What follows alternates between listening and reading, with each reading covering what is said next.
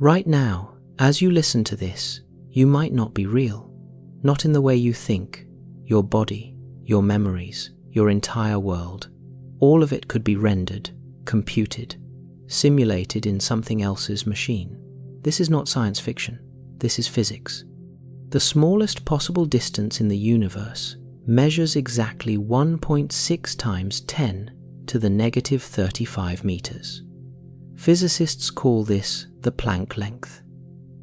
Below this scale, reality itself stops existing. Space has pixels, actual fundamental units like the grid on a computer screen. Time does not flow. It ticks forward in discrete jumps. The fabric of existence is not smooth and continuous. It is quantized, digital, built from fundamental units that cannot be divided further. The universe has a resolution limit. Physical constants appear fine-tuned to impossible precision. Quantum mechanics behaves exactly like cosmic error correction code.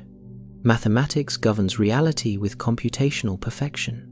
Scientists found something hiding in the equations. Patterns that look exactly like programming, like someone built this universe the way engineers build software. Everything points in one direction. We are living inside a simulation, and the evidence is not speculation, it is measurement, it is mathematics, it is proof. If you're ready to see what physicists discovered, hit that like button and subscribe. Let's begin now. In 1899, a German physicist named Max Planck made a mathematical discovery that would haunt science for the next century. He was studying blackbody radiation, the way hot objects emit light, and his equations kept producing an impossible result. Energy does not flow continuously. It comes in packets, discrete chunks, quanta. Planck introduced a constant into his equations, a tiny number, the smallest action possible in nature. He called it the quantum of action. Today we call it Planck's constant. The value is 6.6260701 5 times 10 to the negative 34 joule seconds. That number appears everywhere in quantum mechanics, in every equation describing the behavior of particles and waves. It sets the scale at which quantum effects become important, below which the smooth certainty of classical physics dissolves into probabilistic strangeness. But Planck's constant has implications beyond energy quantization. It implies that space itself has a smallest unit, a fundamental pixel, a length below which the concept of distance loses meaning. Take Planck's constant. Combine it with the speed of light and the gravitational constant. The math produces a length, the Planck length. 1 decimal point, 6 ones, then 29 more zeros, then 616255. In meters, that is how small the Planck length is. If a hydrogen atom were magnified to the size of the observable universe, the Planck length would still be smaller than a human hair. At this scale, space itself breaks down. Quantum mechanics and general relativity both predict that space-time becomes a roiling foam of virtual particles. Tiny black holes appearing and vanishing. Wormholes connecting points in space. The smooth fabric of Einstein's space-time replaced by a discrete, fluctuating structure. This is not speculation. This emerges directly from our best theories of physics, and it looks exactly like what you would expect if reality had a fundamental grid. Think about a digital photograph. Zoom in close enough, and you see individual pixels, discrete squares of color, a grid underlying the continuous image. You cannot zoom in further. There is no information between the pixels. That is the resolution limit of the image. The Planck length is reality's pixel size. Time has the same limitation. Planck time. The interval it takes light to travel 1 Planck length. That is 5.39124, 7 times 10 to the negative 44 seconds. Nothing happens faster. Physicists cannot describe events occurring in intervals shorter than Planck time. Below this scale, the concept of causality itself becomes undefined. Time, like space, exists in discrete ticks, like frames in a movie, or updates in a computer simulation. The universe advances one Planck time at a time. Consider what this means. If space has a minimum length and time has a minimum interval, then reality is fundamentally discrete, not continuous, digital, quantized. Every position in the universe can be described by coordinates on a three-dimensional grid. Each grid cell one Planck length across. Every moment in time exists on a timeline advancing in Planck time steps. How many Planck volumes fill the observable universe? The observable universe stretches roughly 93 billion light-year across. That is 8.8 times 10 to the 26th meters. Divide that into Planck length cubes. The answer is approximately 10 to the 185th power. That is the number of fundamental spatial units in the visible cosmos, a finite number. The universe has discrete structure at the smallest scale. Existence itself runs on a grid. This discovery should have shocked the world. Instead, most physicists treated it as mathematical curiosity, an artifact of combining constants, not evidence of actual structure. But some researchers took it seriously. In the 1990s, two physicists named Carlo Rovelli and Lee Smolin developed a theory called loop quantum gravity. The theory attempts to reconcile quantum mechanics with general relativity, and at its foundation sits a radical idea. Space is woven from quantum loops. In loop quantum gravity, space-time does not exist as a continuous manifold. Instead, it emerges from a network of discrete quantum states, tiny loops connecting nodes, like atoms forming a crystal, or vertices in a graph. The math is complex, but the conclusion is clear. Area and volume are quantized. They come in discrete units. Minimum possible area equals 1 Planck area. Minimum possible volume equals 1 Planck volume. You cannot have half a Planck volume, or 3/4, only integers, whole numbers. Space itself is digital. Rovelli describes it as atoms of space, individual grains of geometry connected in a network. The smoothness we perceive at large scales emerges from countless discrete units, like pixels, creating the illusion of continuous images. This is not the only theory proposing discrete spacetime. String theory suggests similar ideas. Causal set theory explicitly treats spacetime as a collection of discrete points. Multiple independent approaches converge on the same conclusion. Reality has pixels, and if that were the only evidence, perhaps we could dismiss it.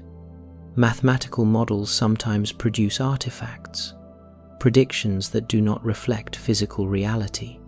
But the evidence extends far beyond Planck-scale quantization.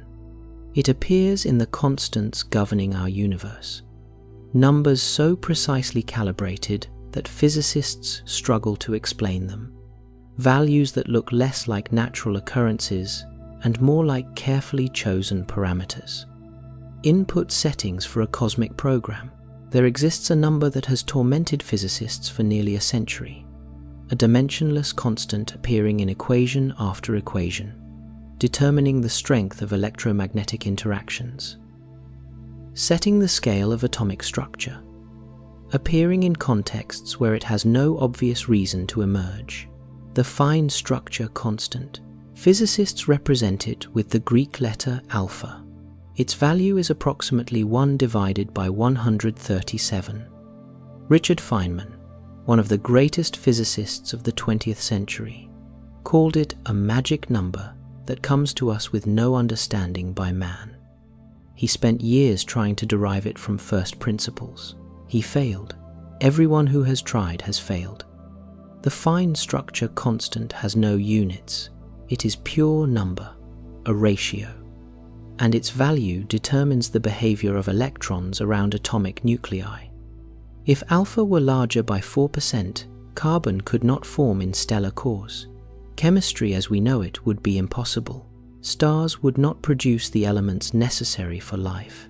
If alpha were smaller by a similar amount, atoms would not hold together. Electrons would not bind to nuclei. Matter would not exist in familiar form. The value sits in an incredibly narrow range, a razor's edge between universes that could support complexity and universes that could not. Why does alpha equal 1 over 137? Why not 1 over 150 or 1 over 100? Nobody knows. Physicists have measured this constant to extraordinary precision.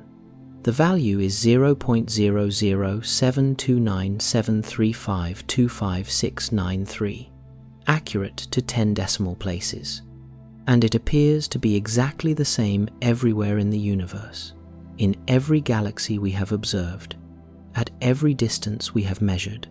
But here is what makes it strange.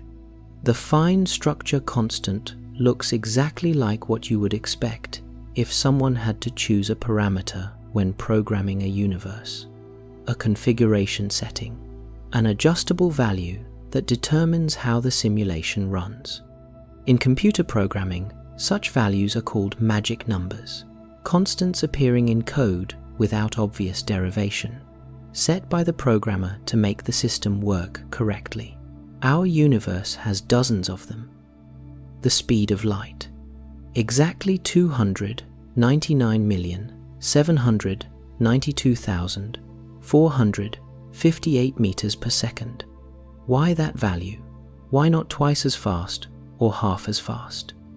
The gravitational constant, 6.6743 times 10 to the negative 11th cubic meters per kilogram second squared, an absurdly specific number with no theoretical justification. The electron mass, 9.109383701 times 10 to the negative 31 kilograms. Again, no derivation from deeper principles. Just a measured value that happens to produce a universe where stars shine and planets form.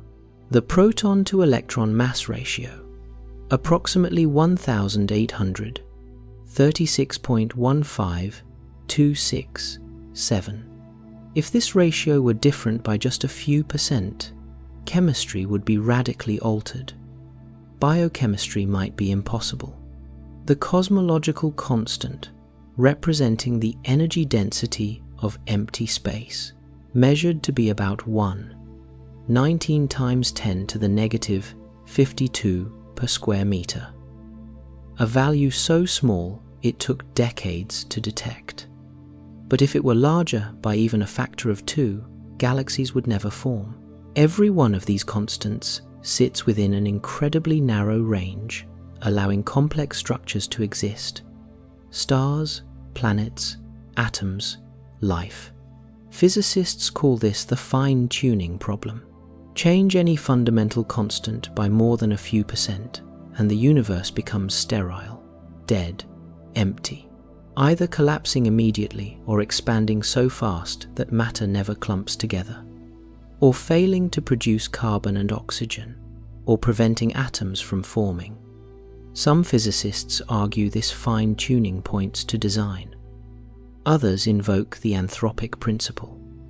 We observe these values because if they were different, we would not exist to observe anything.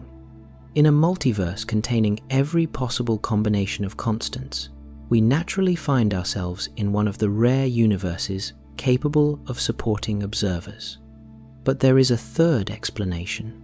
These values look fine-tuned because they are tuned, set deliberately, configured at the beginning of the simulation to produce interesting results. A universe capable of generating complexity, consciousness, observers. In computational models, programmers constantly adjust parameters to produce desired behaviors. Set gravity too weak and nothing holds together. Too strong and everything collapses. The simulation requires calibration. Our universe shows every sign of such calibration. Think about what that means. Imagine you are building a simulation of physics. You want to create a universe that produces stars and planets and potentially life. You cannot derive the perfect values from pure logic. You have to experiment, adjust constants, run the simulation forward, see what emerges. Eventually you find a configuration that works, values that produce stable atoms, stars that burn for billions of years, planets where chemistry can occur. You save those settings, you run the simulation. That is exactly what we observe.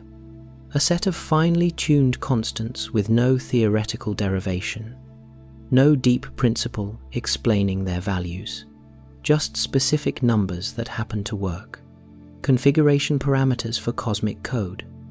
But perhaps the constants are coincidence. Perhaps some future theory will derive all of them from a single elegant equation. Show that these values are the only possible ones, that the universe could not be any other way. Some physicists believe this. They search for a theory of everything, a final equation from which all physics emerges, where constants are not arbitrary but mathematically necessary. One physicist has taken this idea to its logical extreme. Max Tegmark, a cosmologist at MIT, proposes what he calls the mathematical universe hypothesis. His argument is simple but profound. Our most successful physical theories are mathematical. They describe nature with equations, and these equations work with unreasonable effectiveness. Why should mathematics describe reality so perfectly? Tegmark's answer is radical. Physical reality is not just described by mathematics. Physical reality is mathematics. The universe is a mathematical structure. Matter and energy and space-time are simply ways we perceive and describe the underlying mathematical object. In this view, physics is not something separate from mathematics. Physics is applied mathematics. The laws of nature are theorems. The universe is a proof. If Tegmark is right, then asking why the universe obeys mathematical laws makes no sense. The universe is mathematical law. Asking why mathematics describes physics is like asking why circles are round. But here is where it connects to simulation theory. Mathematics is the language of computation.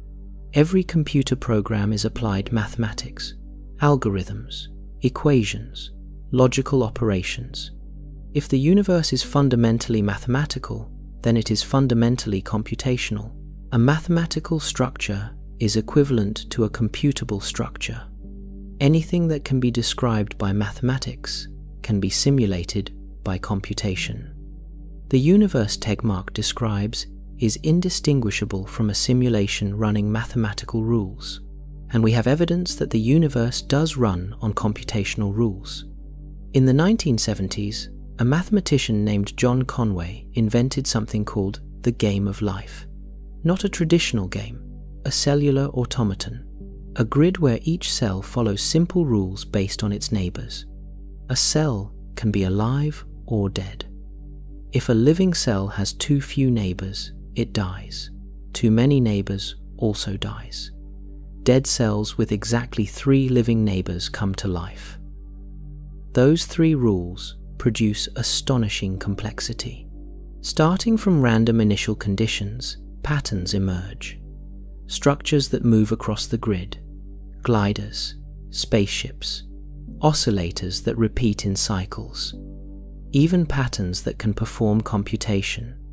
Universal Turing machines built from simple cells following simple rules. All of this from a deterministic system with no randomness, no intelligence built in, just local rules repeated across a grid.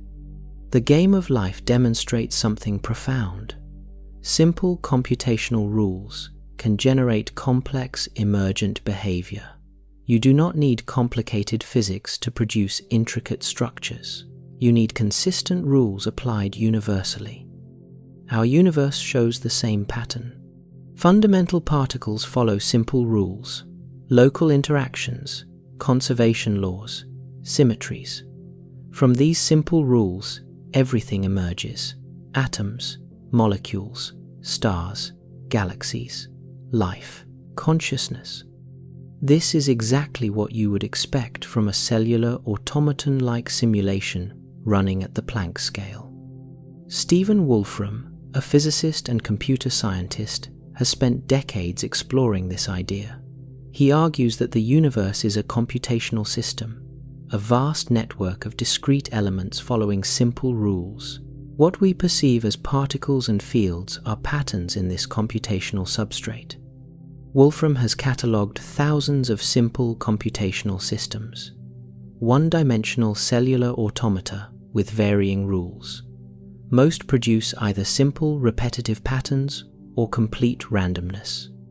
But some produce complex, seemingly random behavior that never repeats. He calls these Class 4 systems. They balance order and chaos. They are capable of universal computation. Given the right initial conditions, they can simulate any other computational system, including themselves. Wolfram discovered something remarkable. One of the simplest Class 4 systems is called Rule 110. It has only 8 rules determining how cells update based on their neighbors. But despite this simplicity, Rule 110 is computationally universal. It can perform any calculation that any computer can perform. It can simulate physics. It can generate infinite complexity from finite rules. Our universe may be running on something similar to Rule 110, a simple underlying computational rule repeated across a discrete grid, everything we observe emerging from this substrate. The laws of physics would not be fundamental. They would be emergent, high-level patterns arising from low-level computation, like software running on hardware. The hardware is the computational grid. The software is physics. This explains why mathematics describes reality perfectly. Mathematics is the science of patterns and rules. Computation is applied mathematics. If the universe is computation, then of course mathematics captures its behavior.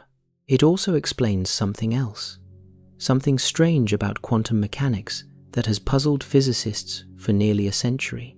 Wave functions, superposition, measurement collapse, the bizarre behavior of particles at quantum scales. What if quantum mechanics is not describing physical reality? What if it is describing how the simulation renders reality? Consider a quantum particle before measurement. It exists in superposition, multiple states simultaneously. An electron orbiting a nucleus exists in all possible orbits at once.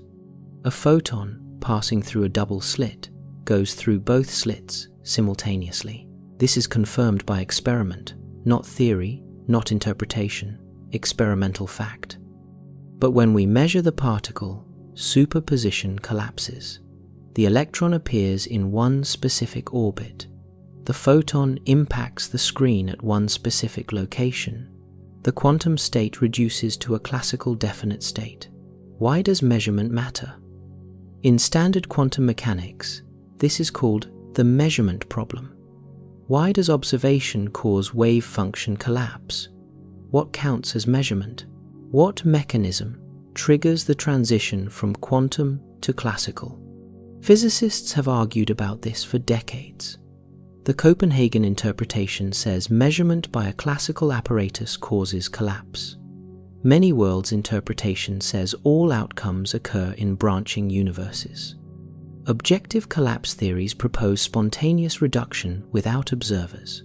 None of these fully satisfy everyone. But consider the problem from a computational perspective.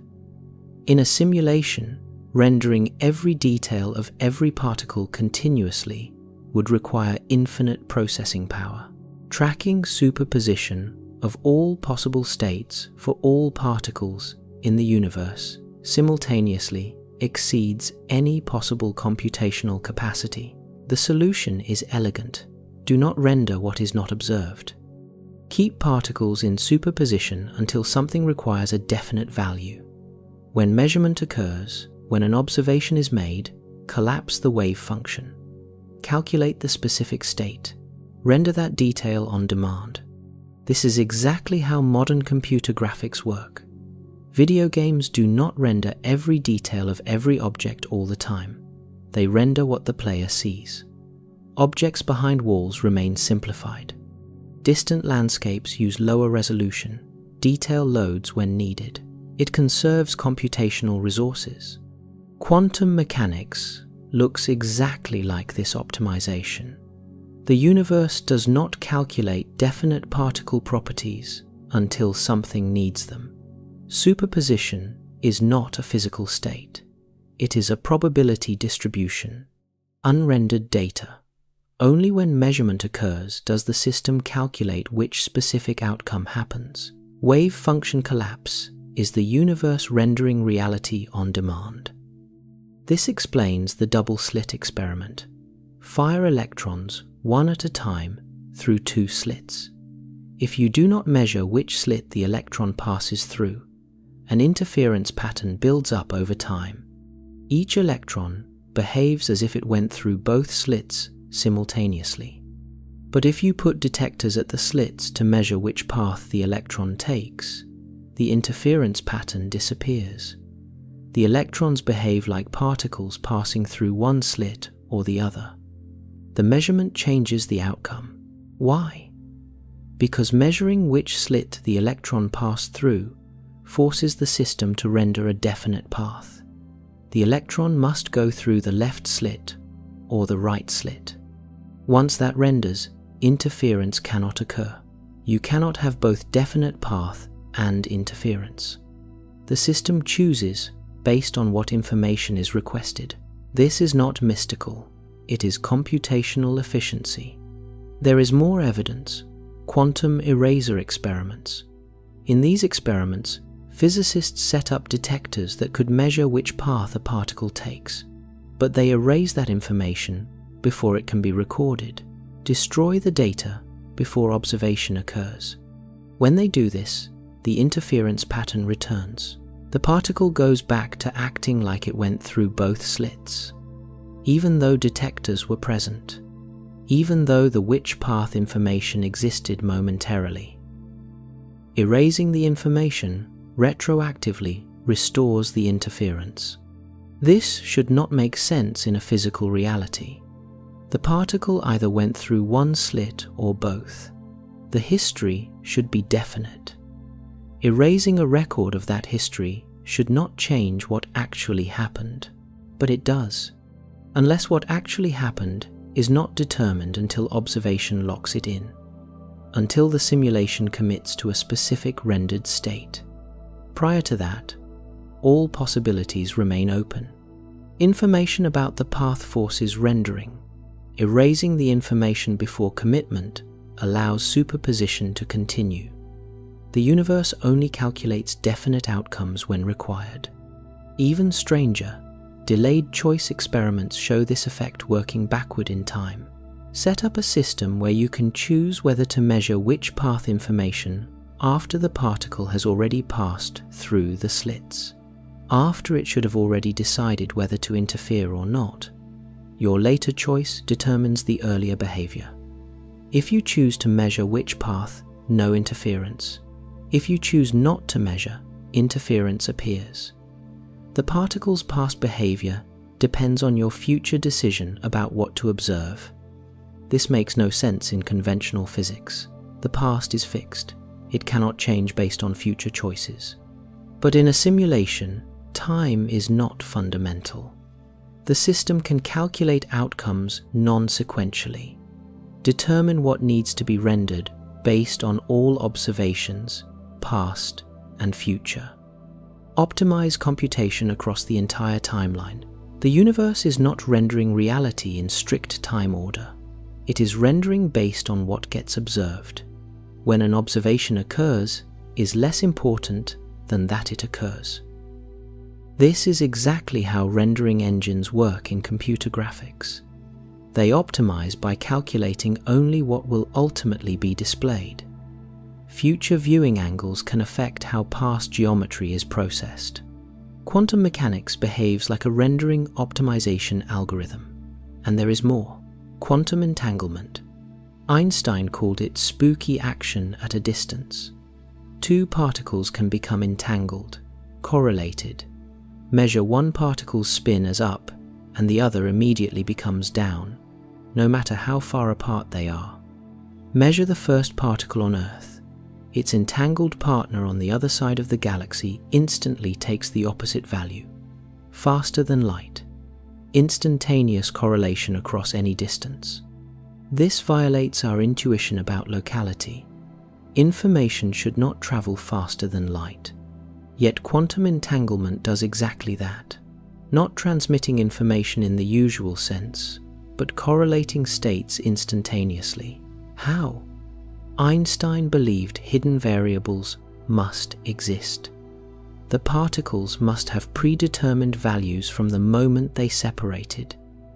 Measurement just reveals what was already there.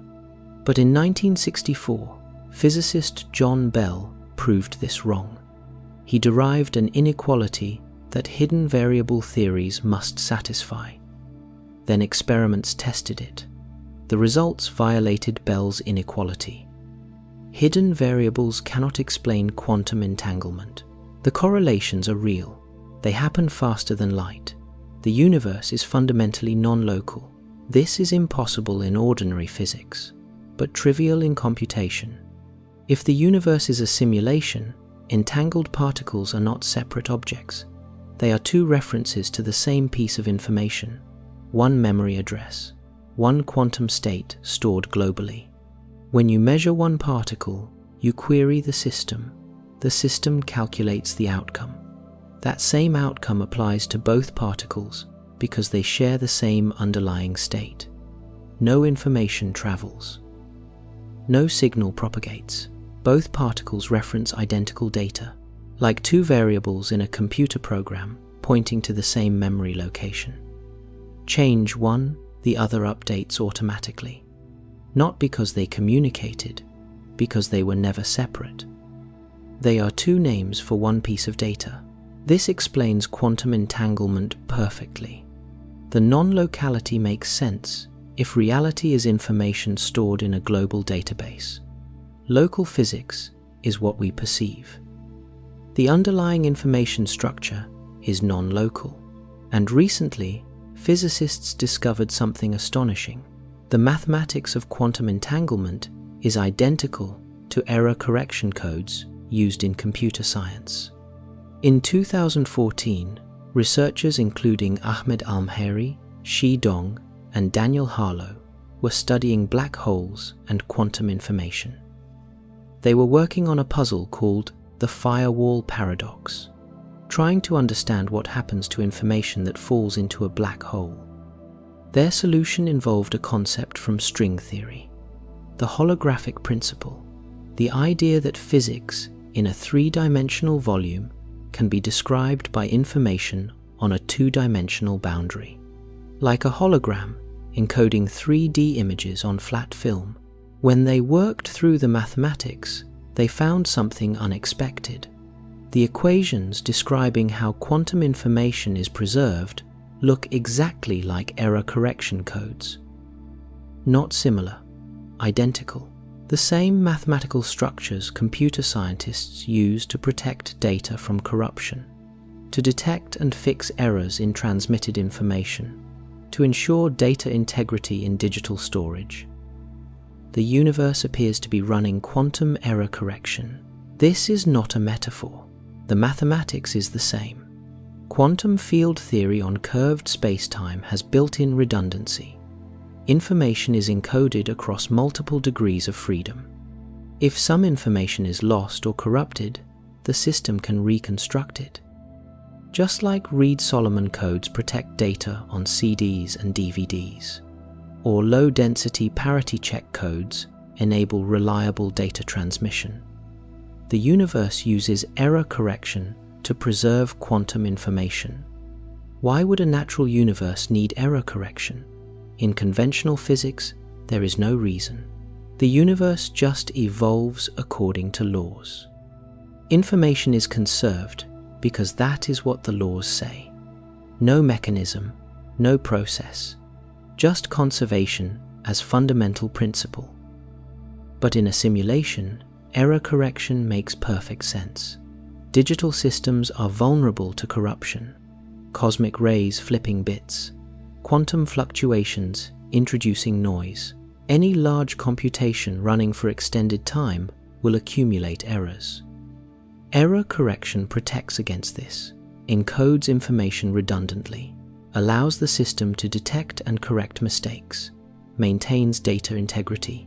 The universe has this exact structure built into its fundamental equations. The holographic principle takes this further. It suggests that all the information in a three-dimensional region of space can be encoded on a two-dimensional boundary surrounding that region. The number of bits scales with surface area, not volume. This is called the Bekenstein bound. For any region of space, the maximum information it can contain equals its surface area in Planck units divided by 4. For a sphere 1 meter in radius, the maximum information is about 10 to the 69th bits, not infinite, finite, a hard limit on how much information can exist in a given volume. This is exactly what you would expect if space is a projection, a hologram, three-dimensional reality emerging from two-dimensional information. Like a video game rendering 3D graphics from 2D textures and polygons, the apparent depth is illusion. The underlying data structure is flat. The universe may work the same way. Three-dimensional space has rendered output from two-dimensional information storage. Everything we perceive as solid matter and deep space actually encoded on a distant boundary. We live on a projection. The mathematics works. The theory is consistent with quantum mechanics and general relativity. Physicists take holographic principles seriously.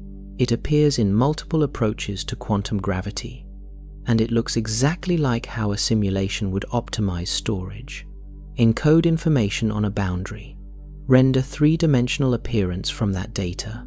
Limit information density to prevent infinite computational requirements. The universe has a maximum bit count. Reality has a file size limit. But if this is a simulation, it is not a perfect one. There are glitches, anomalies, patterns that do not quite fit, measurements that disagree with predictions by absurd margins, places where the code shows through. The fine structure constant may be one of those places. Physicists have measured alpha across the universe, using light from distant quasars, analyzing how electromagnetic interactions occurred billions of years ago in faraway galaxies. Most measurements agree. The fine structure constant has the same value everywhere, but some measurements do not. In 2011, astronomer John Webb and his team at the University of New South Wales published observations suggesting alpha is not constant. Their measurements of quasar absorption lines indicated that the fine structure constant is slightly different in different regions of the universe. Larger in one direction, smaller in the opposite direction, as if the universe has spatial variation in fundamental constants. The effect is tiny, about 10 parts per million, barely detectable, but if real, it is profound. It would mean the universe is not uniform. Physical laws vary by location. What we thought was constant is actually regional, like different servers running slightly different code, or patches applied to some zones, but not others. The measurements are controversial. Other teams have not confirmed them. Some find no variation. The debate continues. But suppose it is real. Suppose fundamental constants do vary across cosmic distance. What would that mean? In natural physics, it is almost inexplicable. Constants should be constant, determined by deep principles, not adjustable parameters that change by location. In a simulation, it is expected. Large simulations often partition into regions, different servers handling different volumes. Slight differences creep in. Code updates propagate unevenly. Numerical precision varies.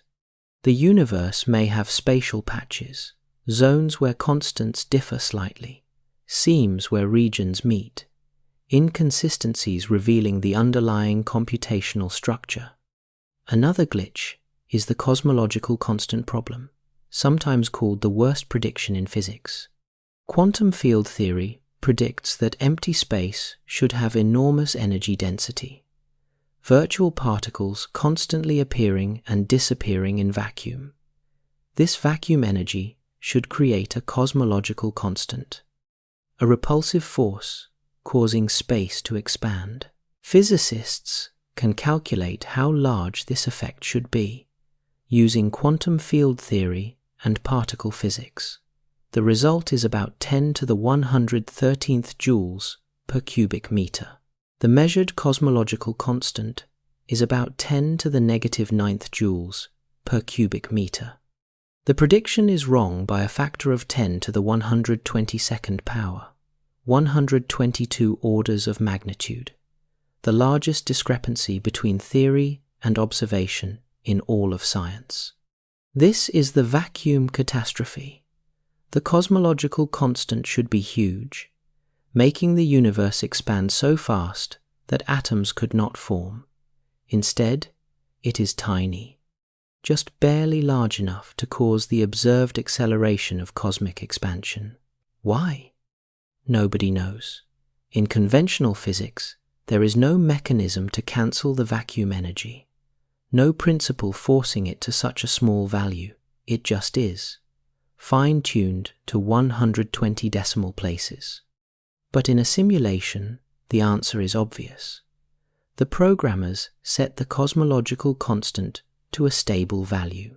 The quantum field theory calculation assumes continuous space-time, infinite degrees of freedom.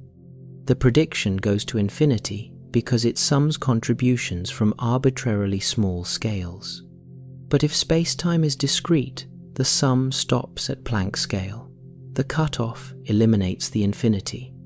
The resulting value depends on how the grid is structured. What rules govern the lowest level? The programmers chose a value that produces a stable expanding universe, not too fast, not collapsing, just right for structure formation. A configuration parameter set to allow galaxies and stars and life. The vacuum catastrophe is not a problem. It is evidence of calibration. There are other anomalies. The measurement problem in quantum mechanics itself is arguably a glitch. The mechanism for wave function collapse is not specified by the theory. It just happens. An unexplained transition, a seam in the rendering process. Quantum mechanics provides no answer for why measurement causes collapse. What counts as measurement? When superposition ends and definite states begin. This has frustrated physicists for almost a century. Multiple interpretations, endless debates, no resolution. Unless the question is wrong, unless measurement collapse is not part of the physics, unless it is part of the rendering algorithm, a system-level process, invisible to observers inside the simulation. We experience the collapse. We cannot explain it, because it operates at a level below accessible physics, in the code underlying reality. Then there is the speed of light. Why is it finite? Why is it the same in all reference frames? In conventional physics, these are postulates, fundamental assumptions. The speed of light is constant because that is how space-time works. No deeper explanation. But in computational terms, it makes perfect sense. The speed of light is the update rate of the simulation, how fast information propagates through the system, the cosmic clock cycle. Planck time is the frame duration, the interval between updates. Light travels 1 Planck length per Planck time. That sets the speed of light. Information cannot propagate faster because the system cannot update faster. And it is the same in all reference frames because it is a property of the computational substrate, not a property of moving objects. The underlying grid updates at constant rate. Everything else moves relative to that grid. Special relativity emerges naturally. Time dilation and length contraction are coordinate transformations. Different observers using different coordinate systems on the same underlying grid. Their measurements disagree, but the underlying structure is unchanged. The speed of light is not a speed limit on motion. It is a speed limit on causality, on information transfer, on system updates. It is the refresh rate of reality. If all this evidence points to simulation, the obvious question arises: who built it? Who is running the program? What is the nature of the reality outside our reality? In 2003, philosopher Nick Bostrom published a paper titled, "Are You Living in a Computer Simulation?" The paper presents a formal argument, a trilemma, 3 possibilities. At least one must be true. First possibility: almost all civilizations at our level of development go extinct before reaching technological maturity, before acquiring the ability to run sophisticated simulations of conscious beings.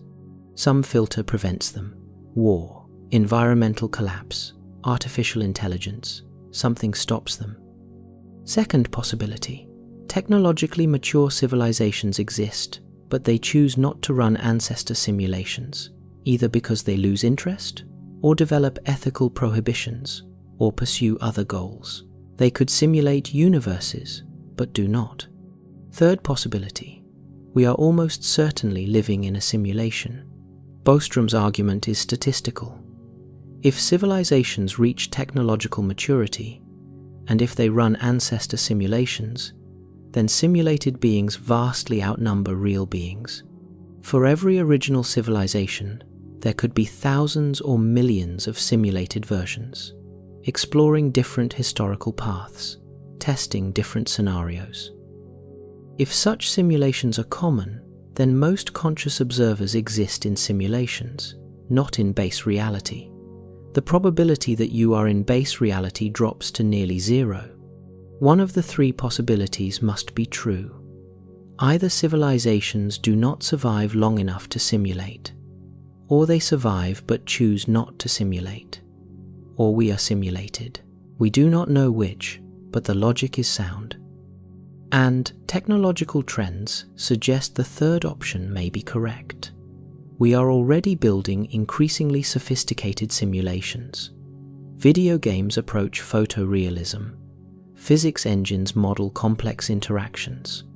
Virtual reality creates immersive environments. Imagine that progression continuing for 1,000 years, 10,000, 1,000,000. Eventually, simulating entire universes becomes feasible, running physics from fundamental laws, generating galaxies, stars, planets, life, consciousness. We could become the simulators, create ancestor simulations of our own past, run thousands of variations, study how history unfolds under different conditions.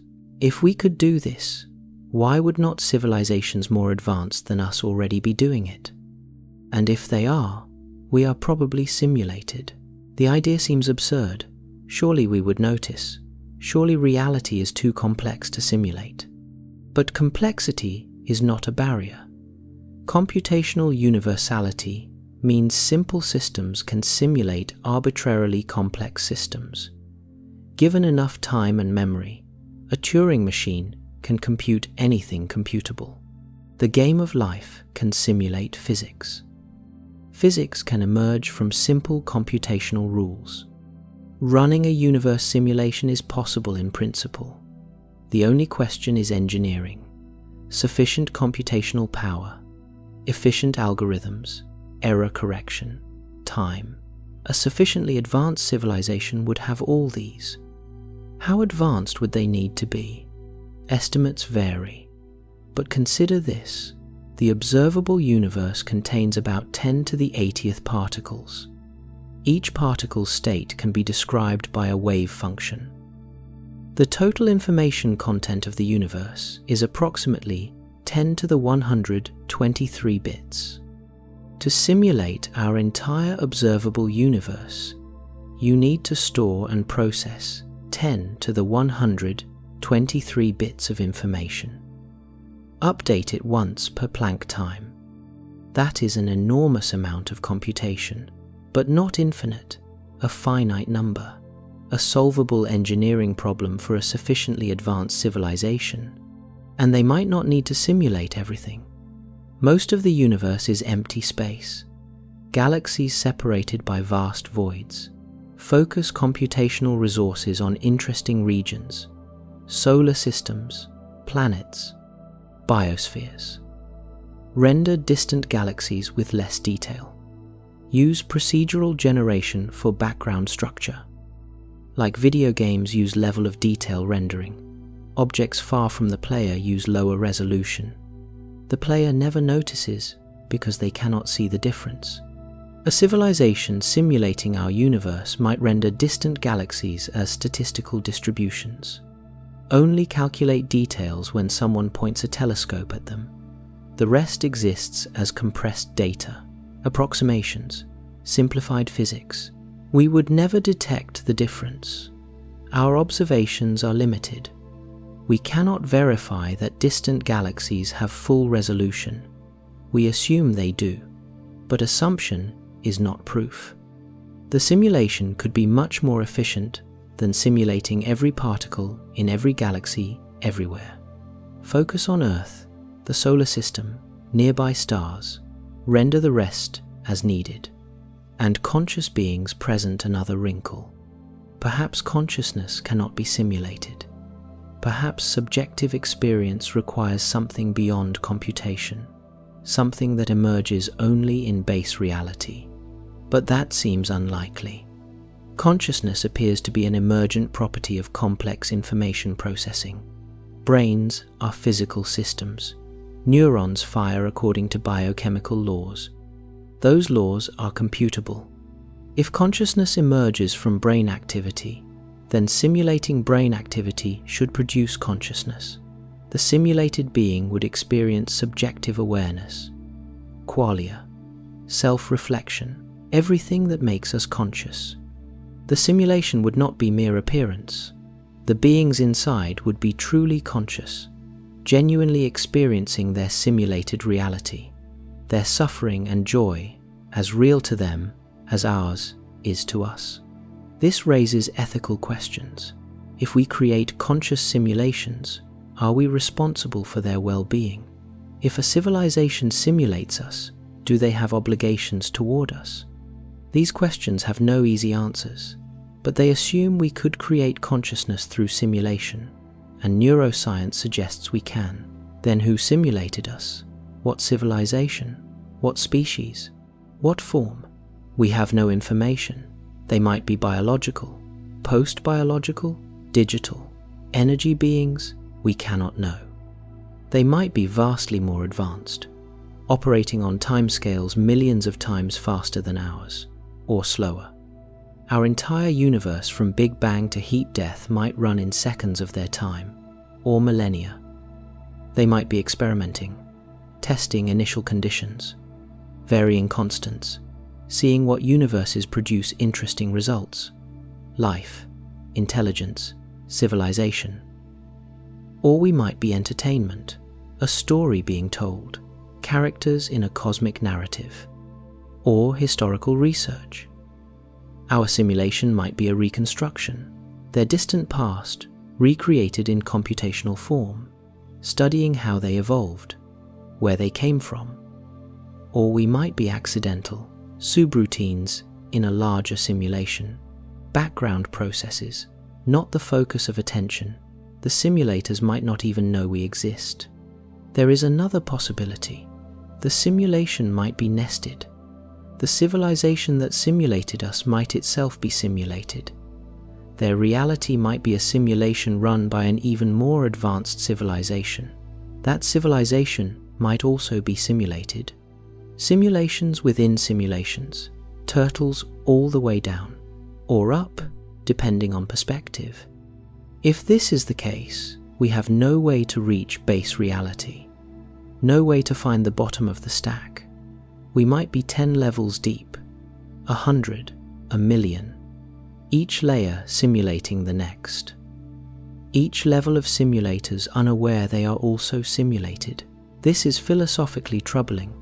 It suggests base reality might not exist, or might be unreachable, forever hidden behind infinite layers of simulation. But perhaps base reality does exist. Perhaps there is a first cause, an original civilization in a non-simulated universe. They built the first simulation. That simulation built the next, and so on. We might be far down that chain, but the chain might have an anchor, a beginning, a real reality we cannot know. And that is the crux of the problem.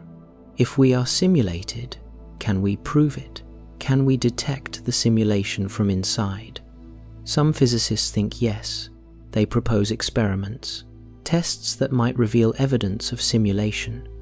In 2012, physicist Silas Bean and colleagues published a paper titled "Constraints on the Universe as a Numerical Simulation." They proposed looking for signatures of lattice structure in high-energy cosmic rays. The idea is simple. If space-time is a grid, a discrete lattice, then physics on that lattice would have certain properties, symmetries, preferred directions, cutoffs at high energies. Specifically, if the universe is simulated on a cubic lattice, you would expect a preferred frame of reference, the frame aligned with the lattice. Particles moving at very high energies would interact differently depending on their direction relative to the grid. This is called lattice spacing effects. In lattice quantum chromodynamics, the simulations physicists run to study quarks and gluons, these effects appear. The grid introduces artifacts, directional preferences, energy cutoffs. If our universe is a simulation on a lattice, we should see the same artifacts. Cosmic rays above a certain energy should show directional anomalies, a preferred direction in the sky, asymmetries that do not exist in continuous spacetime. One candidate is the GZK cutoff. In 1966, physicists predicted that ultra-high energy cosmic rays should not exist above a certain energy, about 6 times 10 to the 19 electron volts. Protons above that energy interact with the cosmic microwave background, lose energy, never reach Earth from distant sources. This cutoff is observed, but there are subtle anomalies, hints of structure, directional preferences, nothing definitive but suggestive. Bean's proposal is to look more carefully. Study the distribution of ultra-high energy cosmic rays. Search for evidence of lattice spacing, cubic symmetry, violations of rotational invariance. So far, no clear signal, but the experiments are difficult. Ultra-high energy cosmic rays are rare. Collecting enough data takes time. Detector arrays like the Pierre Auger Observatory in Argentina continue gathering information. Another approach is information theory. The universe has a maximum information content, the Bekenstein bound, about 10 to the 123 bits in the observable universe. If we could measure the information content more precisely, we might find evidence of discrete structure. Information quantization beyond what continuous spacetime would allow. This is also difficult. Measuring information content of physical systems is not straightforward, especially at cosmic scales.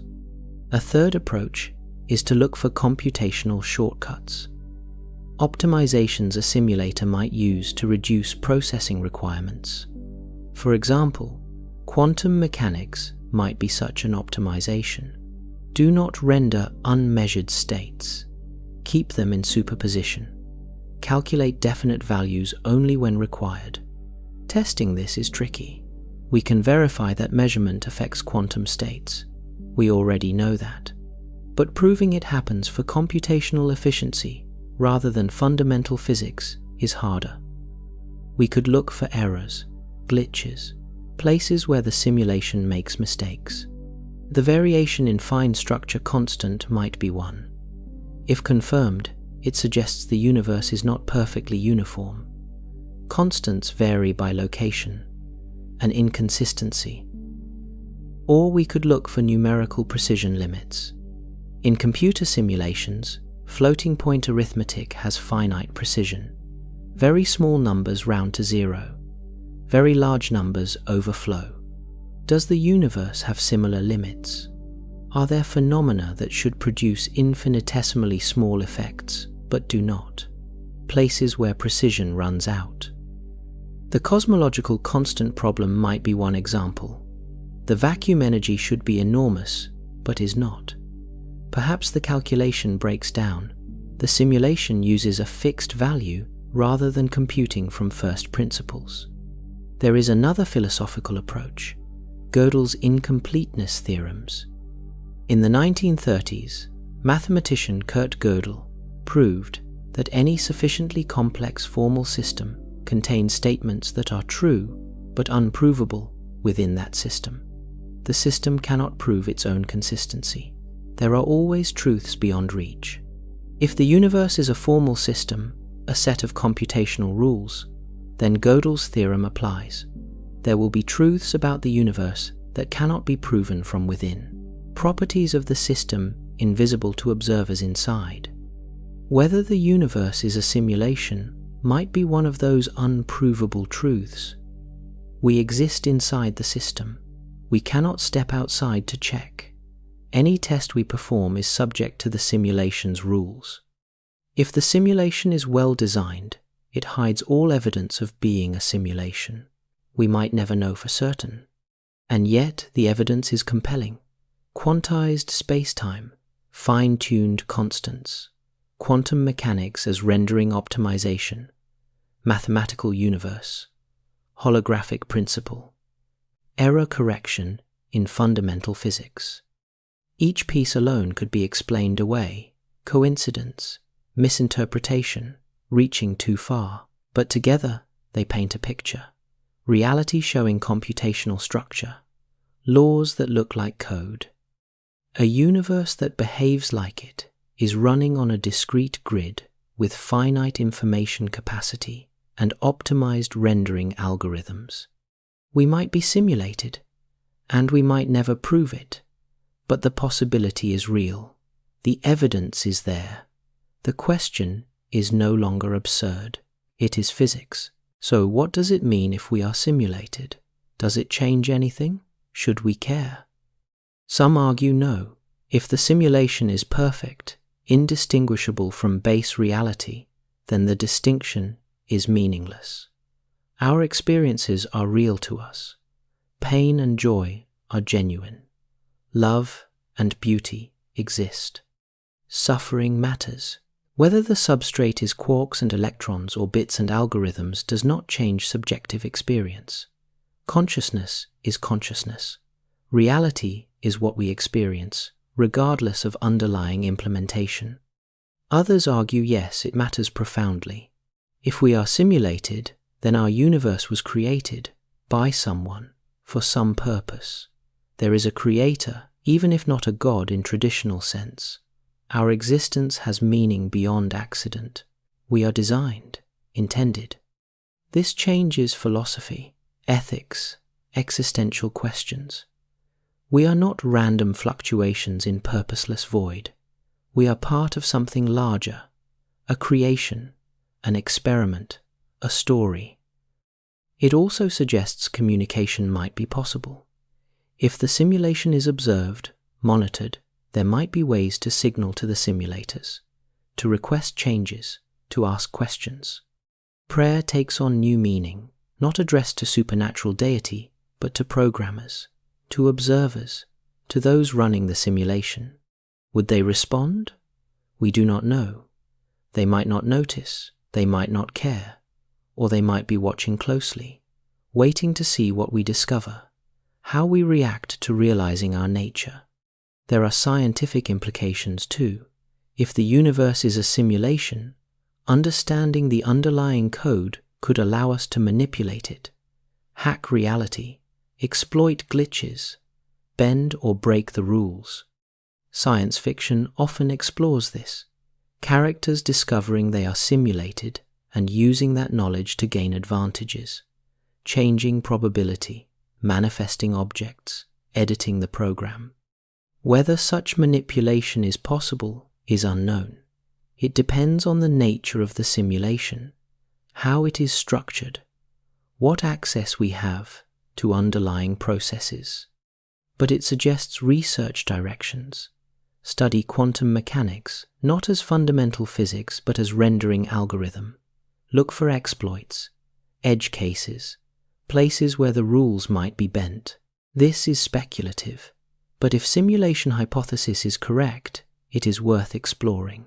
Philosophy has confronted this question before, in different forms, different eras. George Berkeley, 18th century philosopher, argued that reality exists only in perception. To be is to be perceived. Objects have no existence independent of observation. The universe is ideas in the mind of God. This is idealism, and it resembles simulation theory. Both propose that material reality is not fundamental. Both suggest that observation is primary, that what we perceive is generated, not independently existing. Eastern philosophy has similar ideas. In Hindu cosmology, the universe is Maya, illusion, a dream in the mind of Brahman, the eternal consciousness.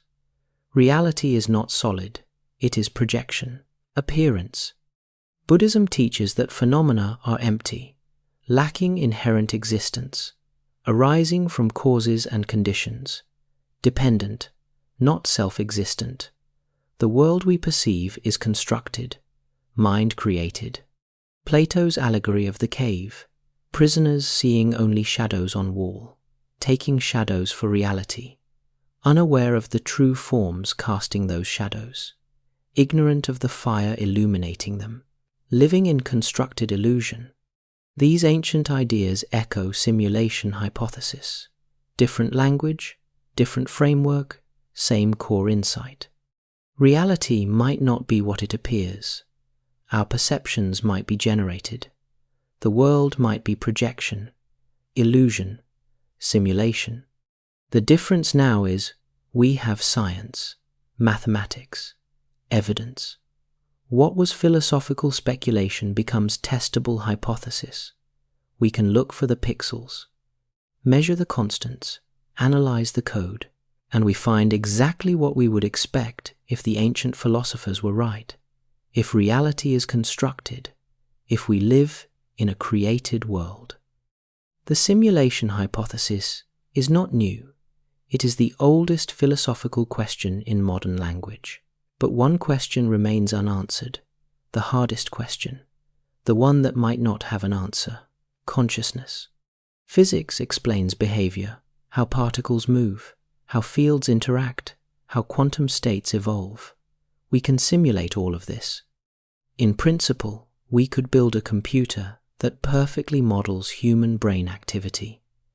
Every neuron, every synapse, every biochemical reaction. But would that simulation be conscious? Would it experience qualia, the redness of red, the feeling of pain, the taste of chocolate? Subjective experience. This is the hard problem of consciousness, explaining why physical processes give rise to subjective experience, why there is something it is like to be a conscious being, why we are not just unconscious automata processing information without awareness. No theory of physics answers this. Quantum mechanics does not explain consciousness. Relativity does not. Neuroscience maps brain activity, but does not explain why that activity feels like anything. If the universe is a simulation, does consciousness emerge from computation? Or is it something else, something beyond the simulation? Some philosophers argue consciousness is fundamental, a basic property of reality, like mass or charge, not reducible to anything simpler. Panpsychism proposes that all matter has some degree of consciousness. Particles have primitive awareness. Complex systems integrate that awareness into unified experience. If this is true, then simulating a brain might not create consciousness. The simulation would behave like a conscious being but lack internal experience, a philosophical zombie, acting conscious without being conscious. Others argue consciousness emerges from information integration. Complex systems processing information in the right way become conscious. Giulio Tononi's integrated information theory quantifies this. Consciousness corresponds to amount of integrated information in a system. If this is true, then simulations could be conscious. Sufficiently complex computation would generate awareness. The substrate does not matter, biology or silicon or quantum fields. What matters is information structure. We do not know which view is correct. The nature of consciousness remains mysterious. And this mystery persists whether we are simulated or not. Base reality faces the same question. How does matter produce mind? How do physical processes create subjective experience? Simulation hypothesis does not solve the hard problem. It shifts it.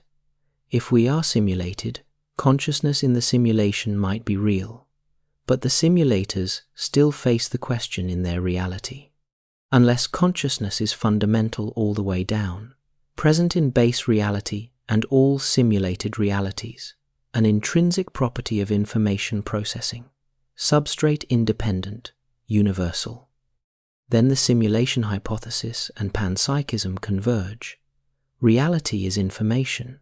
Information processing creates consciousness. The universe is mind contemplating itself. We are the universe becoming aware of its own nature. Conscious patterns in a computational substrate. Whether that substrate is base reality or simulation makes no difference.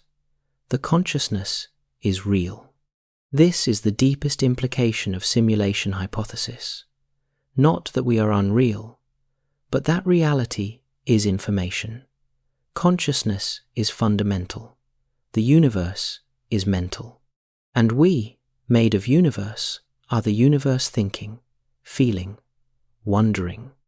Physics has revealed the pixels of reality, the discrete structure underlying continuous appearance. Mathematics describes the rules. Quantum mechanics shows the rendering process. Holographic principle exposes the information storage. All pointing in one direction.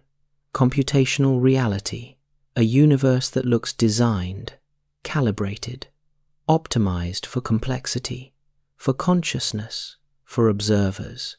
Whether this is simulation or not, we are here, asking questions, discovering patterns, reaching beyond immediate perception to understand deeper structure. And that itself is remarkable. That the universe contains beings capable of questioning their own existence, of contemplating whether they are simulated, of finding evidence in the equations of physics. We are matter organized in a way that allows it to study matter, atoms contemplating atoms, information processing information. In base reality or simulation, that is profound. The universe reveals its secrets, the Planck scale grid, the fine-tuned constants, the quantum behavior, the holographic structure, each discovery peeling back another layer, showing us the machinery underneath. We may never know for certain if we are simulated. Gödel's theorem suggests some truths are unprovable from within the system. We cannot step outside our universe to verify its nature. But we can look, we can measure, we can think, we can follow the evidence wherever it leads, and the evidence leads here, to the possibility that reality is code, that existence is computation, that we are conscious algorithms running on cosmic hardware. This does not diminish us. It does not make life meaningless. It makes it more remarkable. If we are simulated, we are nevertheless conscious. We experience joy and suffering. We love, we create, we wonder, we discover. The substrate of our existence may be bits rather than atoms, but our experience is real. Our questions are genuine. Our search for understanding is profound. We stand at a moment in history where science touches the deepest questions, where physics meets philosophy, where computation intersects consciousness. The universe may be a simulation, or it may not be, but either way we have the capacity to ask, to investigate, to find pixels in reality and constants in code, to stand in awe at what we have found, despite our smallness, despite existing on a tiny planet, orbiting an ordinary star in a vast cosmos, despite being perhaps nothing more than patterns in a computational substrate. We question, we discover, we understand, and that makes us remarkable, that makes us matter, that makes our existence meaningful. Whether the universe is simulation or base reality, we are here, conscious, aware, reaching outward and inward, exploring the cosmos and the equations, finding beauty in mathematics and structure in chaos. We are the universe examining itself, reality studying reality, consciousness contemplating consciousness. The pixels of space-time dissolve into quantum foam at Planck scale. Constants calibrate to impossible precision. Quantum mechanics renders on demand. Information encodes on holographic boundaries, all of it pointing to design, to code, to simulation, or to something deeper. A universe that is fundamentally mathematical, computational, mental. We may be simulated, we may be real, the distinction may be meaningless. What matters is that we are here, that we can ask these questions, that we have built instruments sensitive enough to measure Planck scale structure and fine-tuned constants and quantum behavior, that we have minds capable of grasping these ideas, of following mathematics into the foundation of reality, of discovering that existence itself has pixels. The simulation hypothesis is not proved, but it is not dismissed. It is physics, it is philosophy, it is the question of our age, and we are the ones asking it, made of stardust or made of code, either way made of universe, conscious fragments of the whole, aware, questioning, searching. The search continues, the measurements refine, the theories develop, the evidence accumulates, and we stand at the edge of understanding, looking into the deepest nature of reality, finding pixels and code and mathematical perfection, finding ourselves, conscious beings in a computational cosmos, real or simulated, it hardly matters. We are here, we are aware, we are asking, and the universe, through us, is discovering itself. The evidence extends beyond what we have covered. There are deeper patterns, more connections between quantum mechanics and computation, more parallels between physics and information theory. Consider entropy. In thermodynamics, entropy measures disorder. In information theory, it measures uncertainty. The same mathematical formula describes both. This is not coincidence. Information is physical. Erasing information requires energy. This is called Landauer's principle. Every time you delete a bit, you must dissipate a minimum amount of heat, about 3 × 10 to the negative 21 joules at room temperature. This links computation to thermodynamics. Information processing is physical process. Computation generates heat. Entropy increases. The laws of thermodynamics apply to information. If the universe is computation, then its evolution is constrained by thermodynamic limits. The universe can only process finite information per unit time. The total computation rate depends on energy available and temperature. Physicists have calculated this. The observable universe processes about 10 to the 120th operations per second. This is called the computational capacity of the universe, based on total energy and applying Landauer's principle. That is a vast number, but finite. The universe cannot compute infinitely fast, cannot process infinite information. There are hard limits. These limits match what we observe. Speed of light limits information transfer. Planck time limits update rate. Bekenstein bound limits information density. The universe behaves like a finite computational system, processing information at maximum possible rate given available energy, operating at thermodynamic efficiency limits. This is what you would expect from simulation: optimized computation, maximum efficiency, using all available resources to run the program. And there is more: black holes. Black holes are the most efficient information storage devices allowed by physics. For a given mass, a black hole maximizes entropy. The Bekenstein-Hawking formula gives the entropy of a black hole as 1/4 of its event horizon area in Planck units. This means information density peaks at black hole event horizons.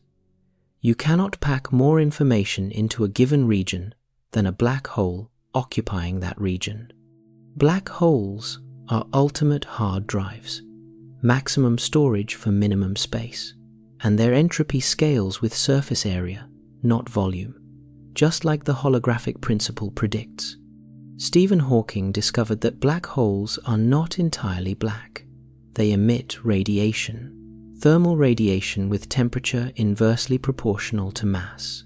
Small black holes are hot. Large black holes are cold. This radiation carries away energy. The black hole evaporates slowly. A solar mass black hole would take 10 to the 67th years to evaporate, far longer than current age of universe. But given enough time, all black holes evaporate. They disappear completely, leaving only radiation. What happens to the information that fell into the black hole? Information cannot be destroyed. Quantum mechanics forbids it. But if the black hole evaporates completely, where does the information go? This is the black hole information paradox. It troubled physicists for decades. Hawking initially argued information is destroyed. Others disagreed. The debate raged. The resolution came from holographic principle and string theory. The information is not inside the black hole. It is encoded on the event horizon, the two-dimensional surface. As matter falls in, information gets scrambled across the horizon. When the black hole evaporates, Hawking radiation carries the information away, encoded in subtle correlations. The information is preserved, just barely, in the most efficient possible encoding. This is exactly what error correction looks like. Information redundantly encoded, scattered across multiple locations, protected from loss, recoverable even when system degrades. Black holes are cosmic error correction devices. Maximum information density, optimal encoding, perfect preservation despite evaporation. If the universe were not computational, why would black holes behave this way? Why would information preservation be so central? Why would nature go to such lengths to prevent information loss? In a simulation, it makes perfect sense. Information is everything. Losing information corrupts the program. The system must preserve all data. Black holes are extreme edge cases. The simulation handles them with maximum redundancy. Another place where computational structure appears is in the fine details of particle physics. The standard model of particle physics describes all known particles and forces, except gravity. The standard model has approximately 20 free parameters, numbers that must be measured experimentally, masses of quarks and leptons, coupling constants for forces, mixing angles for neutrinos. Why these specific values? No one knows. They appear arbitrary, fine-tuned, chosen from a vast range of possibilities. Just like the fundamental constants, they look like input parameters, configuration settings, values assigned at initialization. But there is a pattern. The particles come in 3 generations, 3 copies of the same structure, electron, muon, tau. Up quark, charm quark, top quark. Each generation heavier than the last. Same charges, same interactions, different masses. Why 3 generations? Why not 2 or 4? Why the specific mass ratios? Again, no deep principle explains it, just empirical fact. In a simulation, this makes sense. The program defines a particle template, then instantiates it 3 times with different mass parameters, like object-oriented programming. Define a class, create instances, set properties. The structure of the standard model resembles code architecture. Classes and instances, parameters and values, hierarchical organization. Even the forces show this pattern. Electromagnetism, weak force, strong force. 3 fundamental interactions, each with its own coupling constant, its own range and strength. Physicists have shown these forces unify at high energies, become aspects of single force. The coupling constants converge, different manifestations of one underlying interaction. This is like modular code, separate functions for different regimes, but all calling the same core routine, different interfaces to the same engine. The universe is organized like software, modular, hierarchical, with parameters set at specific values for specific purposes. And then there is mathematics itself, the unreasonable effectiveness of mathematics in describing nature. Eugene Wigner wrote a famous essay about this. Why should abstract mathematical structures correspond so perfectly to physical reality? If physics and mathematics were independent, this would be mysterious. But if the universe is mathematical structure, if reality is computation, then mathematics describes reality, because reality is mathematics. We are not discovering mathematical laws imposed on physical substance.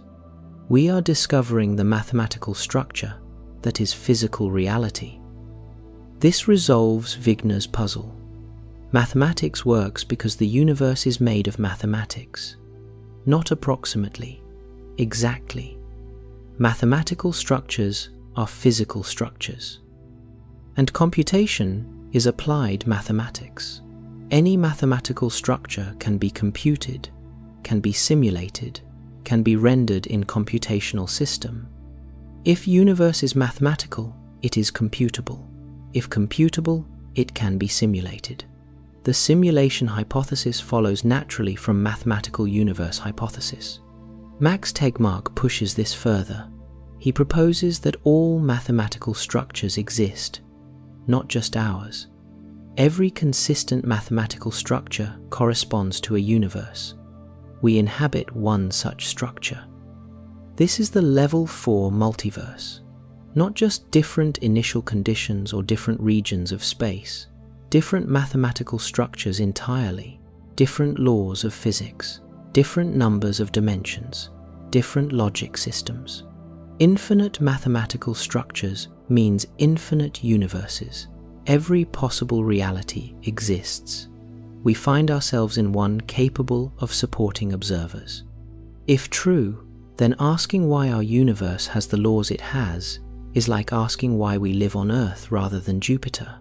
We cannot live on Jupiter. We can only observe universes capable of producing observers. This explains fine-tuning, not as design, not as luck, as selection effect, observer selection. But it also means reality is fundamentally mathematical, fundamentally computational. Every mathematical structure can be simulated. Every simulation is as real as base reality. We might be simulated, but simulation is just as real as anything else. All realities are mathematical structures. All mathematical structures are computations. All computations are real. The distinction between simulated and base reality dissolves. Everything is mathematics. Everything is computation. Everything is simulation of mathematical structure. This is philosophically radical. but it fits the evidence. Universe described perfectly by mathematics, operating on discrete grid, processing information at thermodynamic limits, preserving information through quantum error correction and black hole evaporation. Reality looks computational because reality is computational. Simulation hypothesis is not theory about our universe. It is theory about nature of reality itself. But consciousness remains the sticking point, the question that will not go away. If everything is computation, what is experience? What is awareness? What is the feeling of being? Computation explains behavior, neurons firing, information processing, responses to stimuli. But does it explain the inner light of consciousness, the subjective perspective, the sense of self? Some say yes. Consciousness is what complex information processing feels like from inside.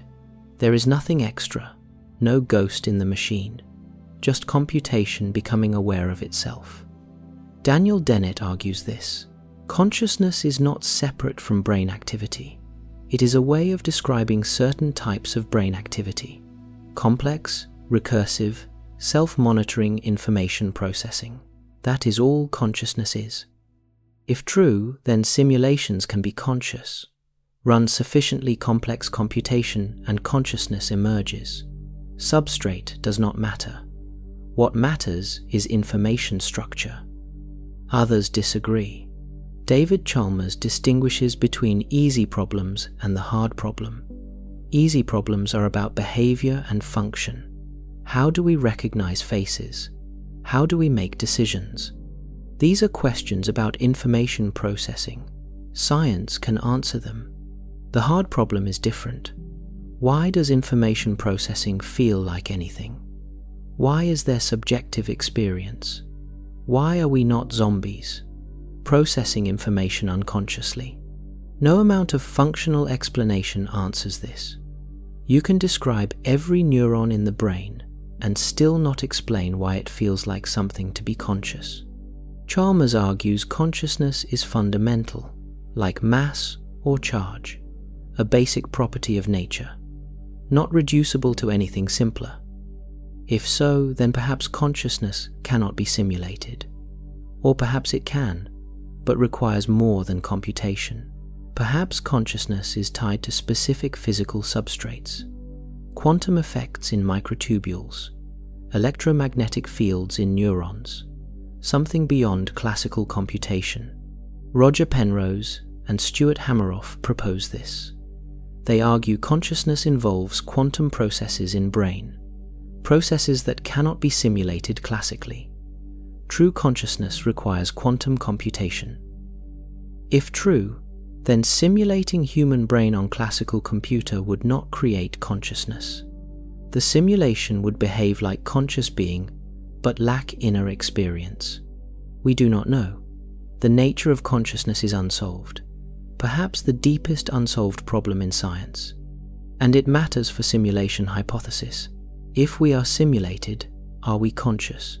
Do we have genuine experiences, or are we philosophical zombies, acting conscious without being conscious? The answer may be unknowable. Consciousness is private. You cannot verify that another being is conscious. You can only observe behavior, infer consciousness from similarity to yourself. If a simulation behaves like conscious being, we would assume it is conscious. We could never prove otherwise. The simulation could claim to be conscious, describe its experiences, show every sign of awareness. But would it truly feel? Would there be something it is like to be that simulation? Or just darkness, unconscious processing masquerading as consciousness? This is solipsism, the problem that you cannot know other minds are conscious. You assume they are based on behavior, but you cannot verify it. Simulation hypothesis does not create this problem. It highlights existing problem. Consciousness is mysterious, whether we are simulated or not. But perhaps the question is wrong. Perhaps consciousness is not binary, not present or absent, but gradual, a spectrum. Integrated information theory proposes this. Consciousness corresponds to amount of integrated information in a system. More integration, more consciousness. Less integration, less consciousness. Simple systems have minimal consciousness. Thermostats have tiny amount. Insects have more. Mammals more still. Humans have high levels. If true, then any information processing system has some degree of consciousness. The question is not whether simulations can be conscious, but how conscious they are. A detailed brain simulation would integrate vast amounts of information. It would have high phi value, the measure of integrated information, high consciousness, perhaps even higher than biological brains. If the simulation runs on faster hardware, processes more information per second, integrates across larger networks, it might be more conscious than we are. The simulators might be vastly more conscious, operating on higher substrates, processing quintillions of operations per second, integrating information across computational resources we cannot imagine. From their perspective, we might be barely conscious, slow, limited, like we view insects, processing information but dimly aware. This is humbling, but it fits the evidence. If consciousness scales with information processing, then more advanced civilizations are more conscious. We are somewhere in the middle, above simple life, below whatever created us. If we are simulated, and that remains uncertain, we have evidence, quantized space-time, fine-tuned constants, computational physics, holographic principle, black hole information, mathematical universe. Each piece is suggestive. Together they build a case, but not proof, not certainty. Science requires testability, falsifiability. If simulation hypothesis cannot be tested, is it science or philosophy? Some tests are possible. Lattice structure in cosmic rays, variations in fundamental constants, precision limits in physical measurements, anomalies in quantum mechanics. But simulation can be arbitrarily good. If well designed, it hides all evidence, appears indistinguishable from base reality. Testing becomes impossible. The hypothesis becomes unfalsifiable, beyond reach of science. This troubles some physicists. Theories should make predictions, observable consequences, ways to prove them wrong. Simulation hypothesis may not. It may be forever speculative, interesting, compelling, but unprovable. Others argue even unprovable theories have value. They guide thinking, suggest new approaches, open new questions. Before quantum mechanics, atoms were unprovable, too small to observe, but the theory guided experiments. Eventually technology caught up. Atoms became observable. Perhaps simulation hypothesis is similar, currently beyond testing, but future technology might find evidence, might probe Planck scale directly, might detect the grid, or might confirm the constants vary, measure the glitches, find the seams in reality. Until then, we have incomplete evidence, suggestive patterns, tantalizing hints, but not certainty. And perhaps that is appropriate. Reality keeping its deepest secret. The universe revealing much, but not everything. Leaving us with questions, with wonder. Science has answered many mysteries. Earth orbits Sun. Life evolves. Matter is atoms. Energy is quantized. Space is curved. Universe expands. But the ultimate question remains. What is the nature of reality itself? What is existence made of? Why is there something rather than nothing? Simulation hypothesis offers one answer. Reality is information. Existence is computation. Something exists because mathematical structures are computable, and computation creates existence.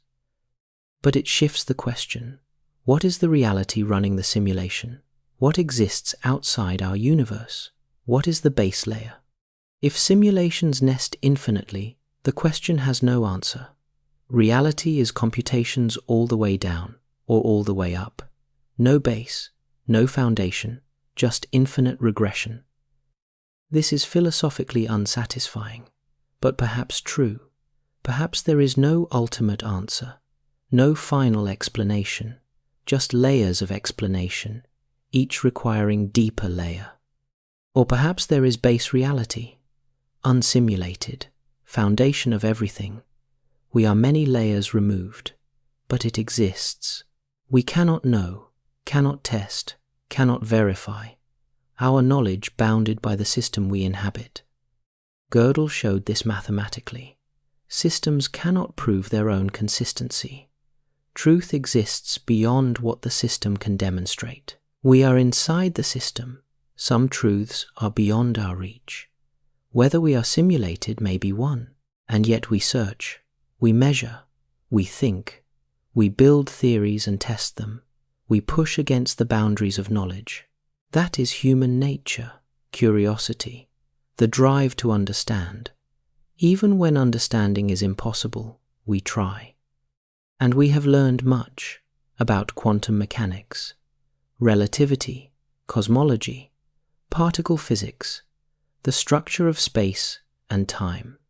We have found pixels at Planck scale, measured fine structure constant to 10 decimal places, observed wave function collapse and quantum entanglement, calculated black hole entropy, derived holographic principle. Each discovery reveals more structure, more patterns, more connections between physics and information. The universe is not random, not arbitrary. It has organization, architecture, design. Whether that design is intentional or emergent, we do not know.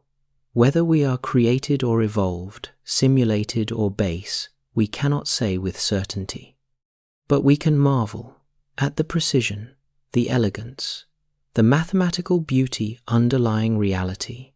We can appreciate that we exist in a universe where physics is comprehensible, where mathematics works, where conscious beings can arise and study the cosmos. That is remarkable. Whether simulated or not, that is worthy of wonder.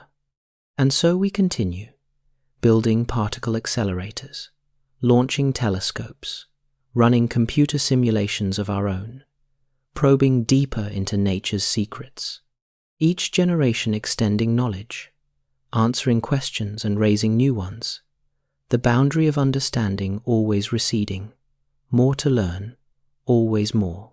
Perhaps someday we will know. Perhaps technology will advance enough to detect the simulation, or rule it out. Perhaps future physicists will measure Planck's scale structure directly, or find the base layer of reality. Perhaps we will create conscious simulations ourselves, and then we will understand what it means to be simulators, what responsibilities we have, what it feels like to create conscious beings. And those simulated beings might wonder about their nature, might search for evidence they are simulated, might find the same patterns we find, quantized space, fine-tuned constants, computational physics, and they might simulate universes of their own, creating further layers, consciousnesses within consciousnesses, simulations within simulations, the tower growing higher or deeper, depending on perspective.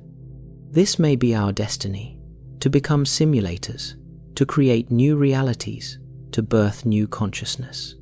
If we survive, if we do not destroy ourselves first, if we navigate the challenges ahead, climate change, nuclear weapons, artificial intelligence, pandemics.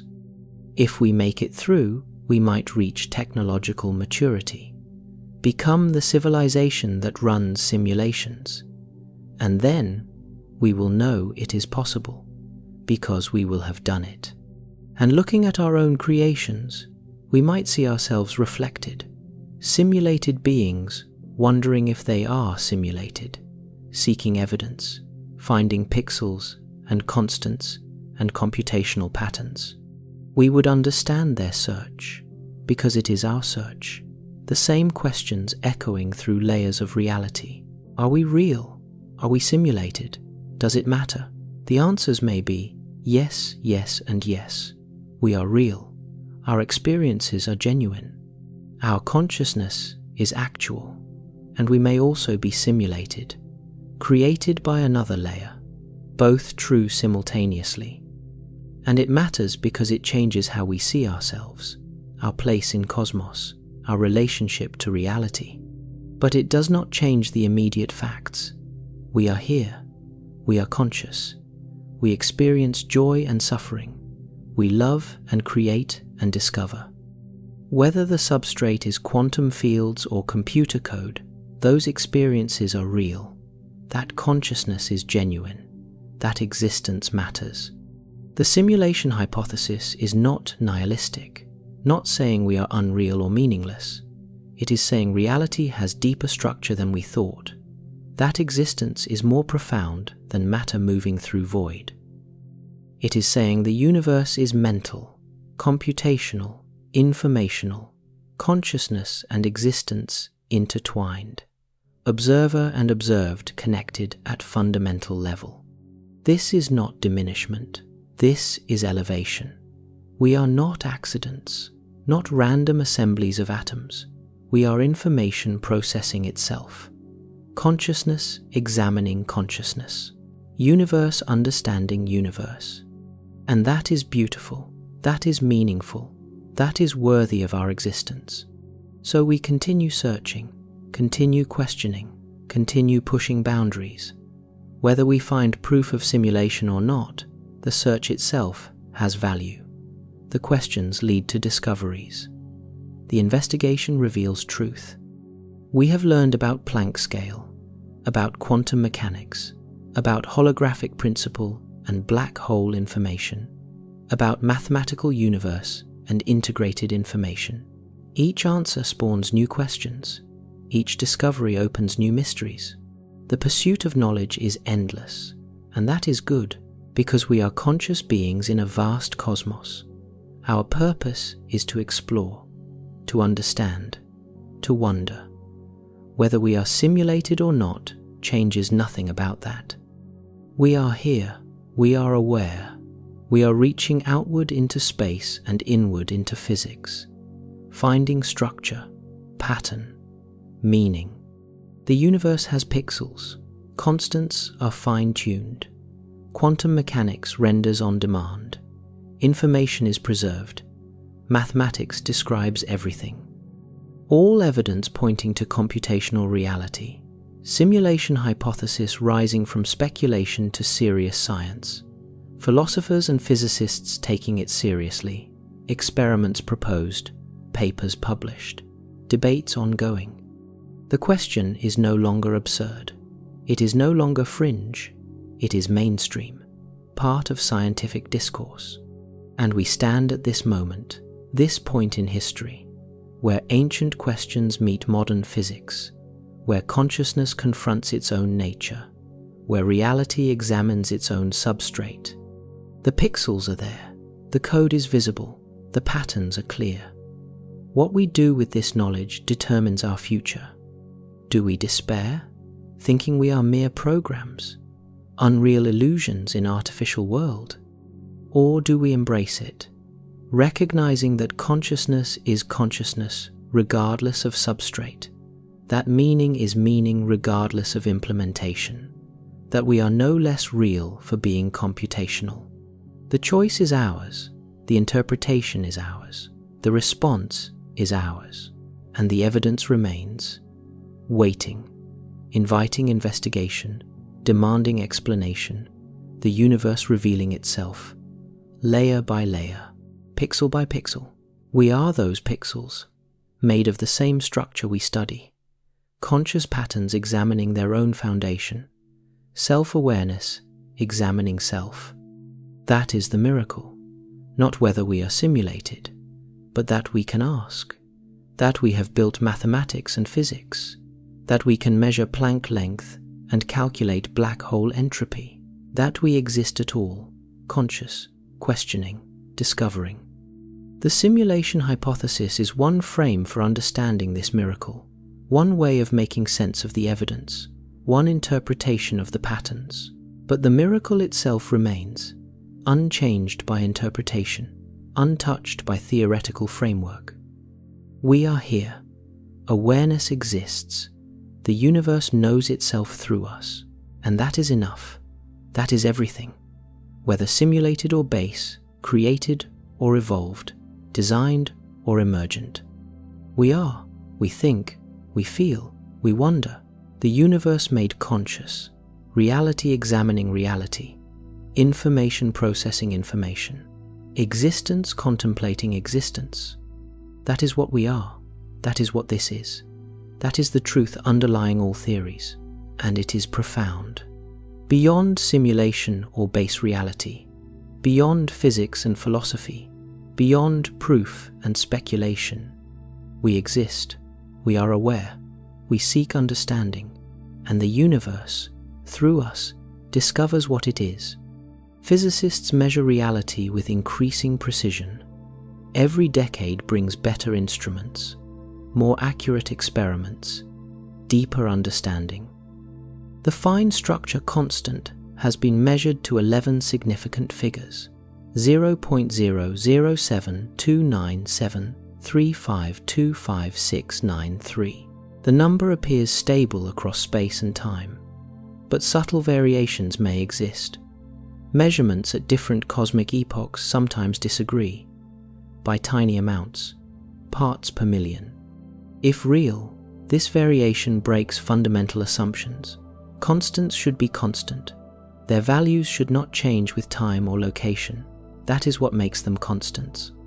But in a simulation, constants are parameters, and parameters can be adjusted, updated, changed between versions. Different regions might run slightly different code. Different epochs might use different calibrations. The measurements are at the edge of detection. Statistical noise could explain the variations, systematic errors, instrumental effects. Most physicists remain skeptical, but some data persist. John Webb's team continues finding directional variations. Alpha appears larger in one direction of sky, smaller in the opposite direction, as if space has a preferred axis. This violates cosmological principle, the idea that universe is the same in all directions, that no location or direction is special, fundamental to modern cosmology. Finding a preferred direction would shatter this, suggest universe has structure on larger scales, orientation, asymmetry, or suggest computational boundaries, different servers handling different regions, edge effects where zones meet, the kind of artifact you expect in large simulations. The evidence is not conclusive, but it is persistent and troubling. If confirmed, it implies the universe is not what we thought, not uniform, not isotropic, not continuous, broken into regions, possibly discrete at largest scales, showing seams between computational volumes. This connects to another anomaly, the cosmic microwave background, the ancient light from early universe, mapped by satellites like COBE, WMAP, and Planck. The CMB should be almost perfectly uniform, tiny variations, 1 part in 100,000, representing quantum fluctuations from the Big Bang, stretched across cosmic scales. And mostly it is. The data match predictions remarkably well, confirming standard cosmology, supporting Big Bang model, measuring universe composition and age. But there are anomalies, features that should not exist, patterns too large to have formed, alignments that appear non-random. The cold spot, a region colder than surrounding areas, about 10 degrees across, 5 times larger than expected from random fluctuations. Probability of occurrence, 1 in 50,000. Unlikely, but not impossible. Then there is the axis of evil, not a science fiction reference, a scientific name for a troubling pattern. The largest temperature fluctuations in CMB align with each other, and with the ecliptic plane of the solar system, and with the equinoxes. This should not happen. The CMB comes from the entire universe, from all directions. Its largest features should be randomly oriented, not aligned with Earth's orbit, not aligned with each other.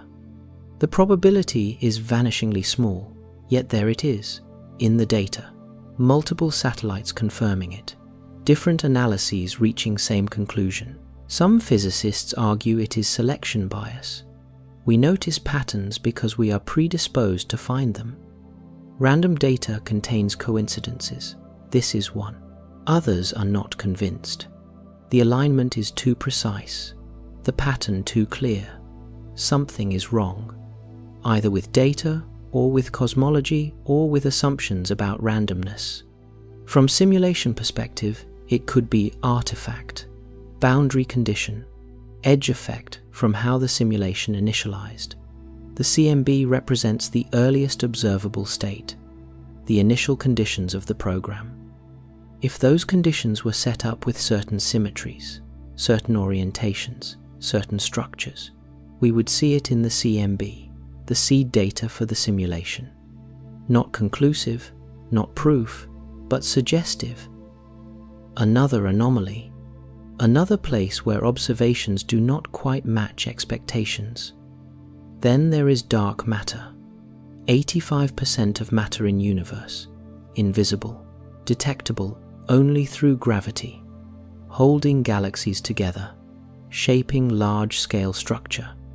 We do not know what it is.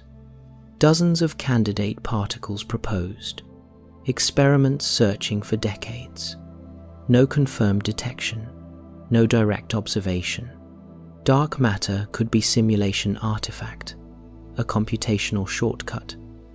Rather than simulate every particle's motion individually, the program uses effective field, a gravitational potential that reproduces the correct behavior without modeling underlying matter.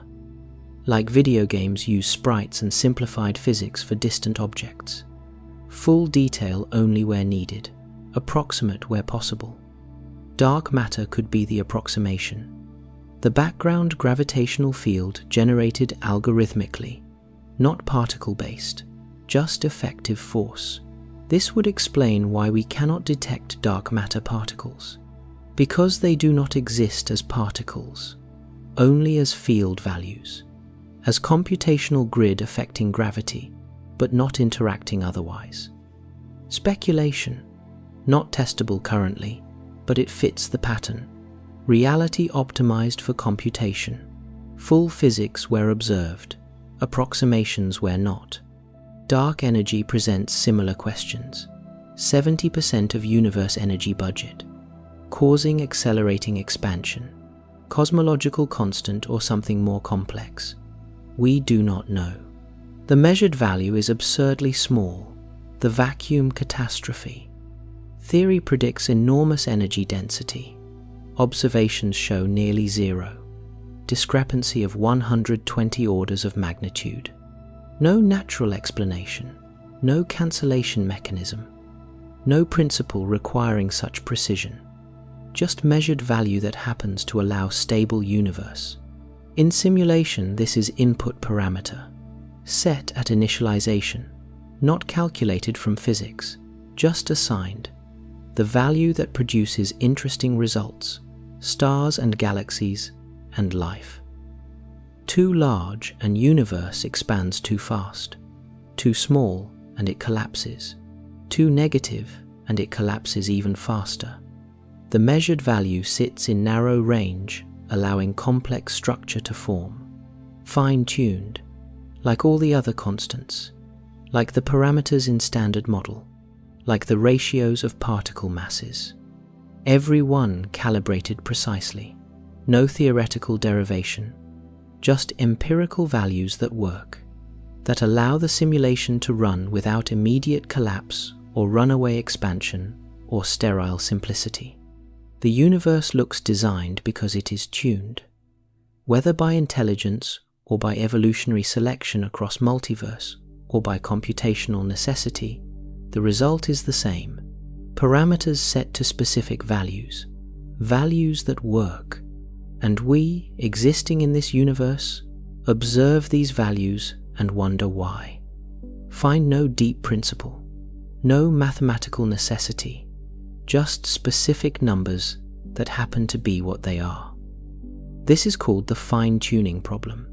It troubles physicists, suggests either incredible luck or intelligent design or multiverse selection or simulation.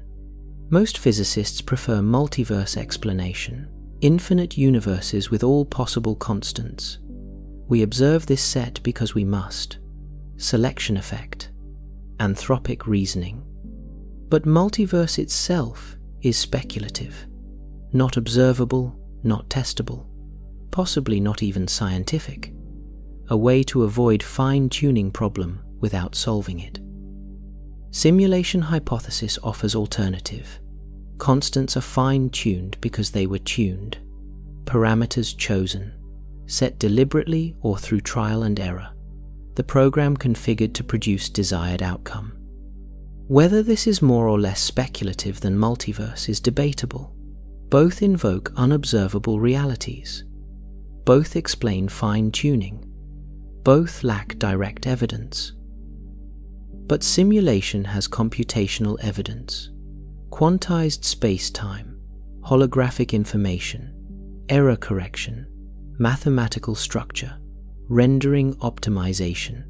Multiverse has less, mainly theoretical consistency, extensions of inflation theory, eternal inflation producing pocket universes, each with different constants. Possible, but indirect, less connected to observational evidence, more dependent on theoretical extrapolation. Simulation explains fine-tuning and computational structure. Multiverse explains only fine-tuning and requires accepting infinite unobservable universes. Ontological extravagance. Occam's razor might favor simulation, fewer assumptions, more explanatory power, more connections to evidence, or might favor neither, both speculative, both beyond current testability, both raising more questions than they answer. The truth may be both. Multiverse of simulations, every possible mathematical structure computed, all simulations running simultaneously, infinite nested realities. Or the truth may be neither, some third option we have not conceived, some deeper principle we have not discovered, reality stranger than both proposals. We do not know, cannot know with current evidence, must wait for better experiments, better theories, better understanding. But the investigation continues. Physicists probing Planck scale, cosmologists mapping large-scale structure, quantum theorists exploring foundations, information theorists analyzing entropy and complexity, each discipline finding hints, patterns, connections, pieces of puzzle that might fit together or might not. The landscape of evidence is complex. Some points toward simulation, quantized space, fine-tuned constants, computational physics, holographic principle, quantum rendering. Other points are neutral, could be explained either way. Dark matter, dark energy, cosmic anomalies, might be simulation artifacts, might be unknown physics, insufficient data to decide. And some points away from simulation, or at least complicated. Consciousness problem, infinite regress, lack of testability, philosophical paradoxes. If we are simulated, who simulated the simulators? If infinite regress, where did it start? If no start, how can anything exist? These are old questions. Cosmological argument, first cause, infinite regress versus prime mover. Philosophy has debated for millennia. No resolution. Simulation hypothesis does not solve these questions. It relocates them, pushes them up one level. But they remain. Fundamental questions about existence. Why is there something rather than nothing? Why does anything exist at all? Why this universe and not another? Or why universe at all? Physics cannot answer. Science describes how things work, not why they exist, not ultimate origin, not fundamental reason. These are metaphysical questions, beyond physics, beyond testability, matters of philosophy and perhaps theology, not empirical science. Simulation hypothesis touches these questions, but does not answer them. It proposes that our reality is computational, created by another reality, but that reality faces the same questions. Why does it exist? What is its nature? What created it? If simulations nest infinitely, the questions persist at every level. Never answered, just relocated. Turtles all the way down, or up. Some find this satisfying. No need for ultimate answer. Reality just is, infinite structure, layers without end, each level asking same questions, none answering them. Others find it unsatisfying.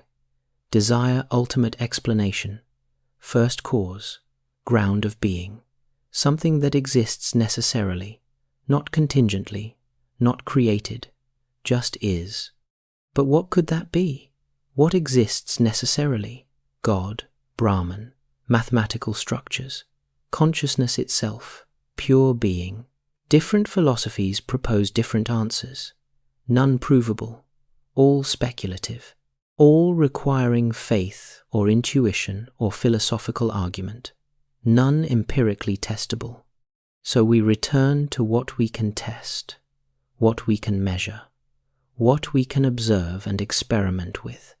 The physical universe, its structure, its laws, its properties. And there we find computational patterns, discrete spacetime, information limits, quantum behavior, mathematical elegance, fine-tuned constants, all pointing toward computational reality, whether simulated by another reality or existing as mathematical structure or emerging from some deeper substrate we do not understand. The computational nature seems clear. The discrete grid, the quantized units, the information processing, the thermodynamic limits. Reality behaves like vast computational system, processing information, evolving states, following algorithms, preserving data. Whether this is simulation by external agents or intrinsic property of existence may be unanswerable. Both possibilities lead to computational universe. Both explain the evidence. The question then becomes, does it matter? If we cannot distinguish, if both lead to same observable consequences, is the question meaningful? Philosophically, perhaps not. Scientifically, perhaps not. Practically, definitely not. Our experiences are real regardless. Our consciousness genuine regardless. Our existence meaningful regardless. But psychologically, it might matter. How we view ourselves, our place in cosmos, our relationship to creators if they exist, our purpose, if any. If we are created, we might have purpose, design, intent. We might be observed, judged, cared for, or not, depends on nature of creators. If we are accidental, emergent, we create our own meaning, our own purpose, our own values. No external judgment, no cosmic plan, just what we make of existence. Both views have adherents. Both are compatible with simulation hypothesis. Simulations could be purposeful or exploratory, designed for specific goals or run to see what emerges. We cannot know from inside, cannot determine creators' intent if they exist, can only observe our universe, and it gives no clear answer. The universe appears structured, laws are precise, constants are calibrated. But for what purpose? To produce life? To generate complexity? To observe itself? To compute something? To entertain? To explore? All speculation, no evidence either way. The universe just is, structured, mathematical, computational, whether by design or by necessity or by chance. So we work with what we have, the observable universe, its properties, its laws, its mysteries. We measure and theorize and experiment and discover. And we find more evidence of computational structure, more connections between physics and information theory, more parallels between universe and simulation. Quantum error correction is not metaphor. The mathematics is identical. Space-time geometry encodes information redundantly, protects against loss, corrects errors, like digital error correction codes. This was discovered studying black holes, trying to resolve information paradox. The solution involved holographic principle and quantum field theory and string theory, and when worked through, the structure emerged. Error correction, built into fabric of reality, not similar to error correction, not inspired by it, identical mathematics, same algorithms, same information theory. Why would natural universe have this? What would cause physics to spontaneously develop error correction? No evolutionary pressure, no selection mechanism, no reason. But in computation, error correction is essential. Long-running programs accumulate errors. Bits flip from cosmic rays. Quantum fluctuations introduce noise. Without correction, data corrupts. Simulation fails. Error correction protects data integrity, preserves information, maintains consistency, allows program to run indefinitely, or until heat death, or until programmers shut it down. The universe has this structure, built into fundamental equations, present in space-time geometry, operating at Planck scale, protecting quantum information. Coincidence or necessity or design? We cannot say, but it adds to the evidence. Another piece fitting computational model, another pattern suggesting simulation. And there are more such patterns: conservation laws, symmetries, gauge theories. All can be viewed as computational structures, algorithms, optimization principles, consistency requirements, conservation of energy. Total energy cannot change. This could be data integrity requirement. Total bits conserved. No creation or destruction of information. The simulation maintaining consistent state. Conservation of momentum. No net momentum created or destroyed. Total remains constant. Another integrity constraint. Another conservation law preventing inconsistent states. Conservation of angular momentum. Rotational symmetry. These emerge from underlying structure, from how the computational grid is organized.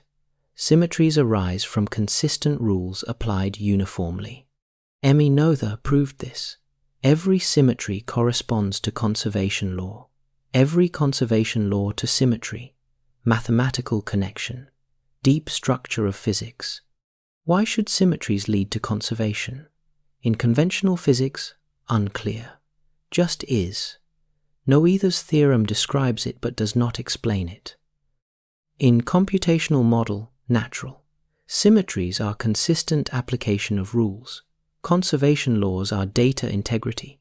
Simulation preserving consistent state, preventing violations, maintaining structure. Physics looks like code because physics is code. Rules applied to data, state updates, conservation constraints, symmetry requirements. All computational concepts applied to reality. And we observe this at every scale, from Planck length to cosmic horizon, from quantum fluctuations to galactic clusters. Consistent rules, mathematical structure, computational behavior. The evidence is pervasive, not isolated to one phenomenon, present throughout physics, in quantum mechanics and relativity, in thermodynamics and cosmology, in particle physics and information theory. Every field finding computational patterns, every discipline uncovering discrete structure, every measurement revealing quantized values and finite precision and information limits. Reality is computational. Whether simulated by external agents or intrinsically computational, the nature is clear. Information processing. State evolution, rule following, algorithm execution. We are patterns in this computation, conscious subroutines, self-aware processes, information examining information, computation studying computation. And that brings us back to consciousness, the hardest question, the deepest mystery. What is this thing experiencing reality, this awareness, this subjective perspective, this inner light?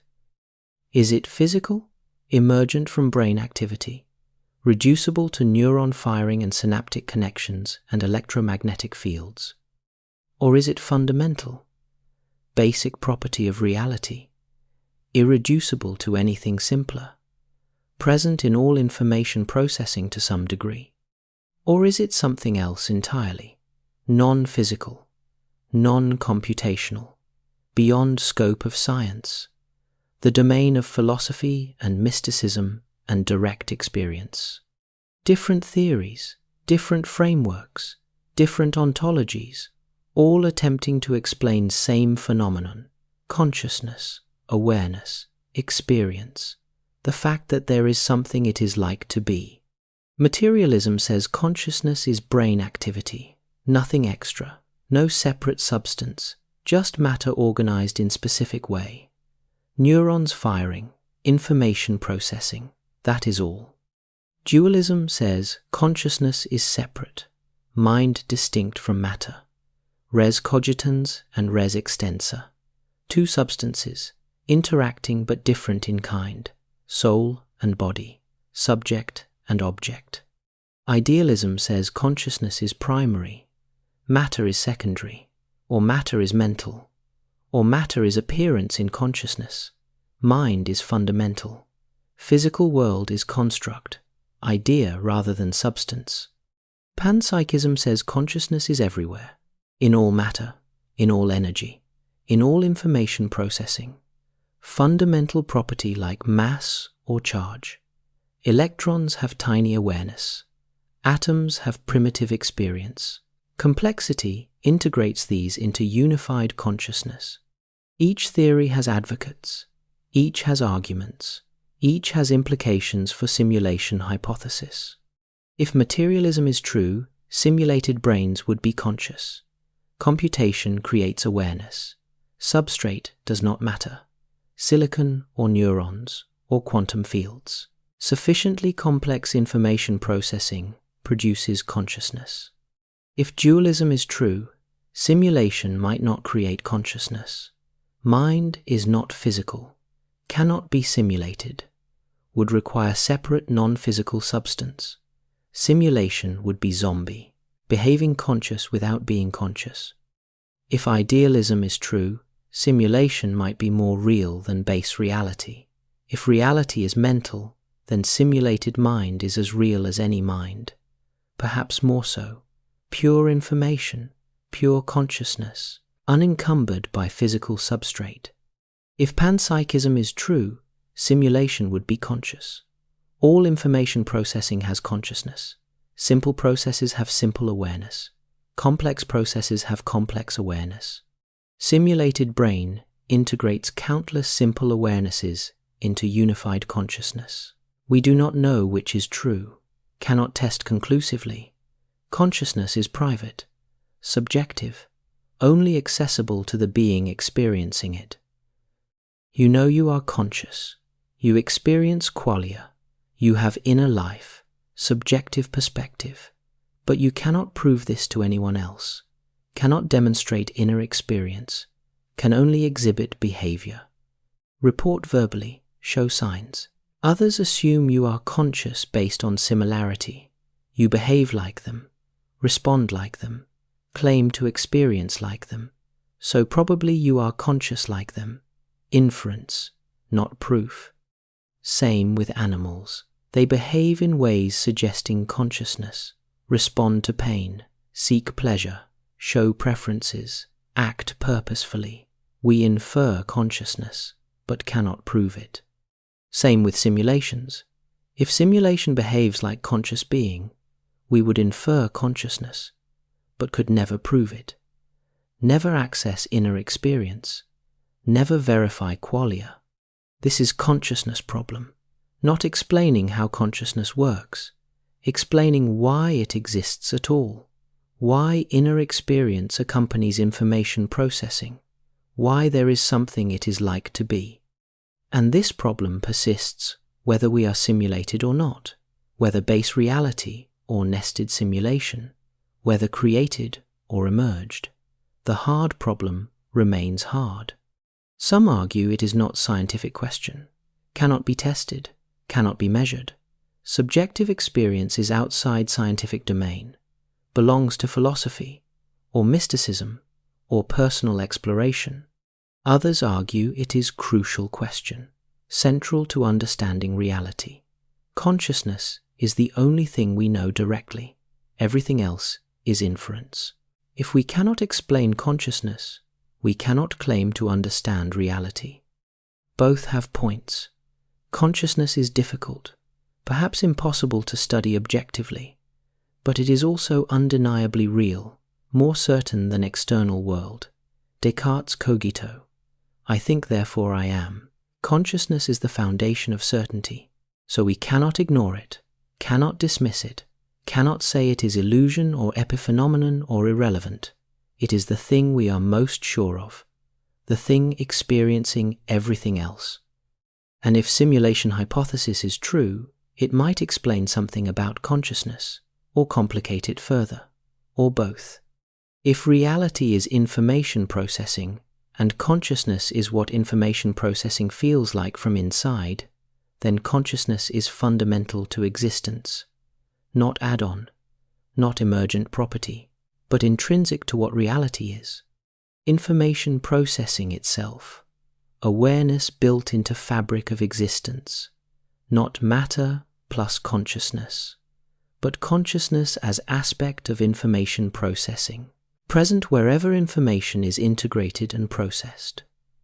This is integrated information theory, Giulio Tononi's framework. Consciousness equals integrated information, measured by phi, the amount of cause-effect structure in system. How much information is generated by integration? High integration, high consciousness. Low integration, low consciousness. No integration, no consciousness. Simple thermostats have phi near zero. Bacteria have small phi. Animals have larger. Humans have high phi. If true, then simulations with high integration would be highly conscious. Perhaps more conscious than biological brains if they integrate more information, if they process faster, if they encompass more.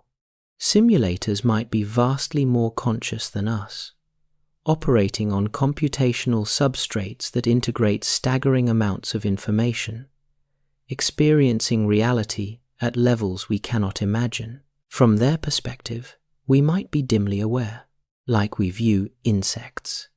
Processing information but barely conscious, glimmers of awareness in slow biological substrate. Humbling thought, but follows from integrated information theory. Consciousness scales with integration. More integration, more consciousness. Faster integration, richer experience. If our universe is simulation, simulators operate at higher level, more computational resources, more information integration, more consciousness. They might experience our entire universe as we experience a thought, a fleeting pattern, a brief consideration, our eons passing in their moments. Or not. Time dilation could work differently. Their experience could be slower.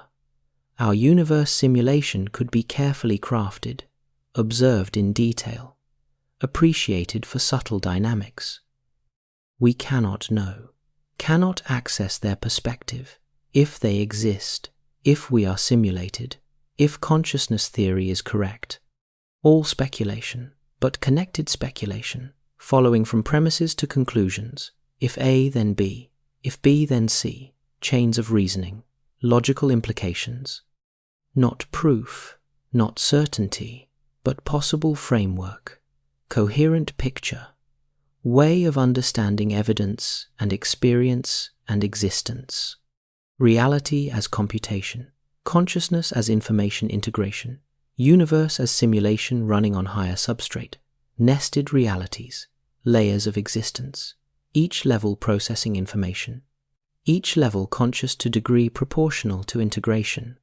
We at some middle level, more conscious than simple life, less than possible advanced civilizations, aware enough to ask questions, to discover structure, to contemplate our own nature, and in that contemplation, finding hints, clues, patterns, suggesting reality is not what it seems, not solid matter in empty space, but information, computation, consciousness, all intertwined, all aspects of same fundamental thing. The pixels of Planck scale, the constants fine-tuned, the quantum mechanics rendering, the holographic information, the error correction, the mathematical structure, all pointing toward computational universe, all suggesting simulation, or intrinsic computation, or mathematical reality, or conscious cosmos. The evidence is there, the patterns are clear, the implications are profound. What we do with this knowledge defines our age, our generation, our moment in history. Do we despair, seeing ourselves as mere code, unimportant subroutines in vast program, or do we celebrate, recognizing that consciousness is real regardless of substrate, that meaning emerges from within, that we are universe examining itself? The choice shapes our future, our worldview, our values, our purpose, and perhaps that is the point. Perhaps the question is not meant to be answered definitively. Perhaps the searching itself is valuable, the investigation, the discovery, the wonder. We are conscious beings in mysterious universe, seeking understanding, finding patterns, building knowledge, creating meaning. Whether simulated or base, created or emerged, designed or accidental, we are here, aware, questioning, discovering, and the universe, through us, knows itself, experiences itself, understands itself. That is remarkable, that is meaningful, that is sufficient. The pixels exist, the constants are set, the quantum rules apply, the information is preserved, the mathematics works, and we, made of these same elements, study them, measure them, understand them, marvel at them. Consciousness, contemplating computation, information examining information, reality discovering reality. The simulation hypothesis is one framework for this marvel, one way of making sense, one interpretation of evidence. But the marvel itself is undeniable, the mystery, the elegance, the beauty of existence. We are here, in this moment, in this universe, with these questions, with this capacity to wonder. Whether answer is simulation or mathematical structure or conscious cosmos or something we have not imagined, the fact remains. We exist, we are aware, we seek truth, and in that seeking, we find meaning, we create purpose, we build understanding. The universe has revealed its pixels, we have measured them, we have found patterns, we have built theories.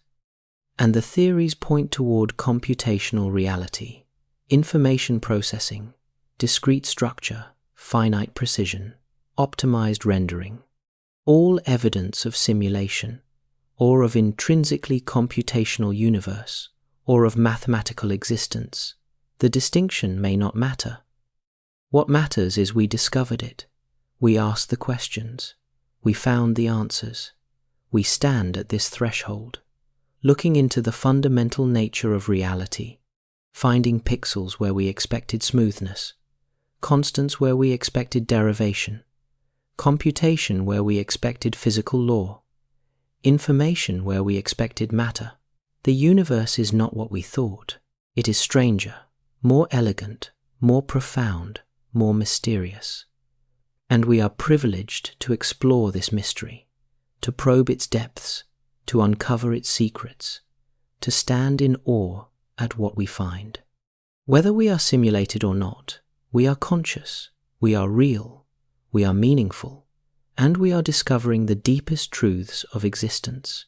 That is our gift, our purpose, our destiny, to explore, to understand, to wonder at the impossible beauty of everything that exists, the pixels of reality, the code of cosmos, the consciousness examining itself.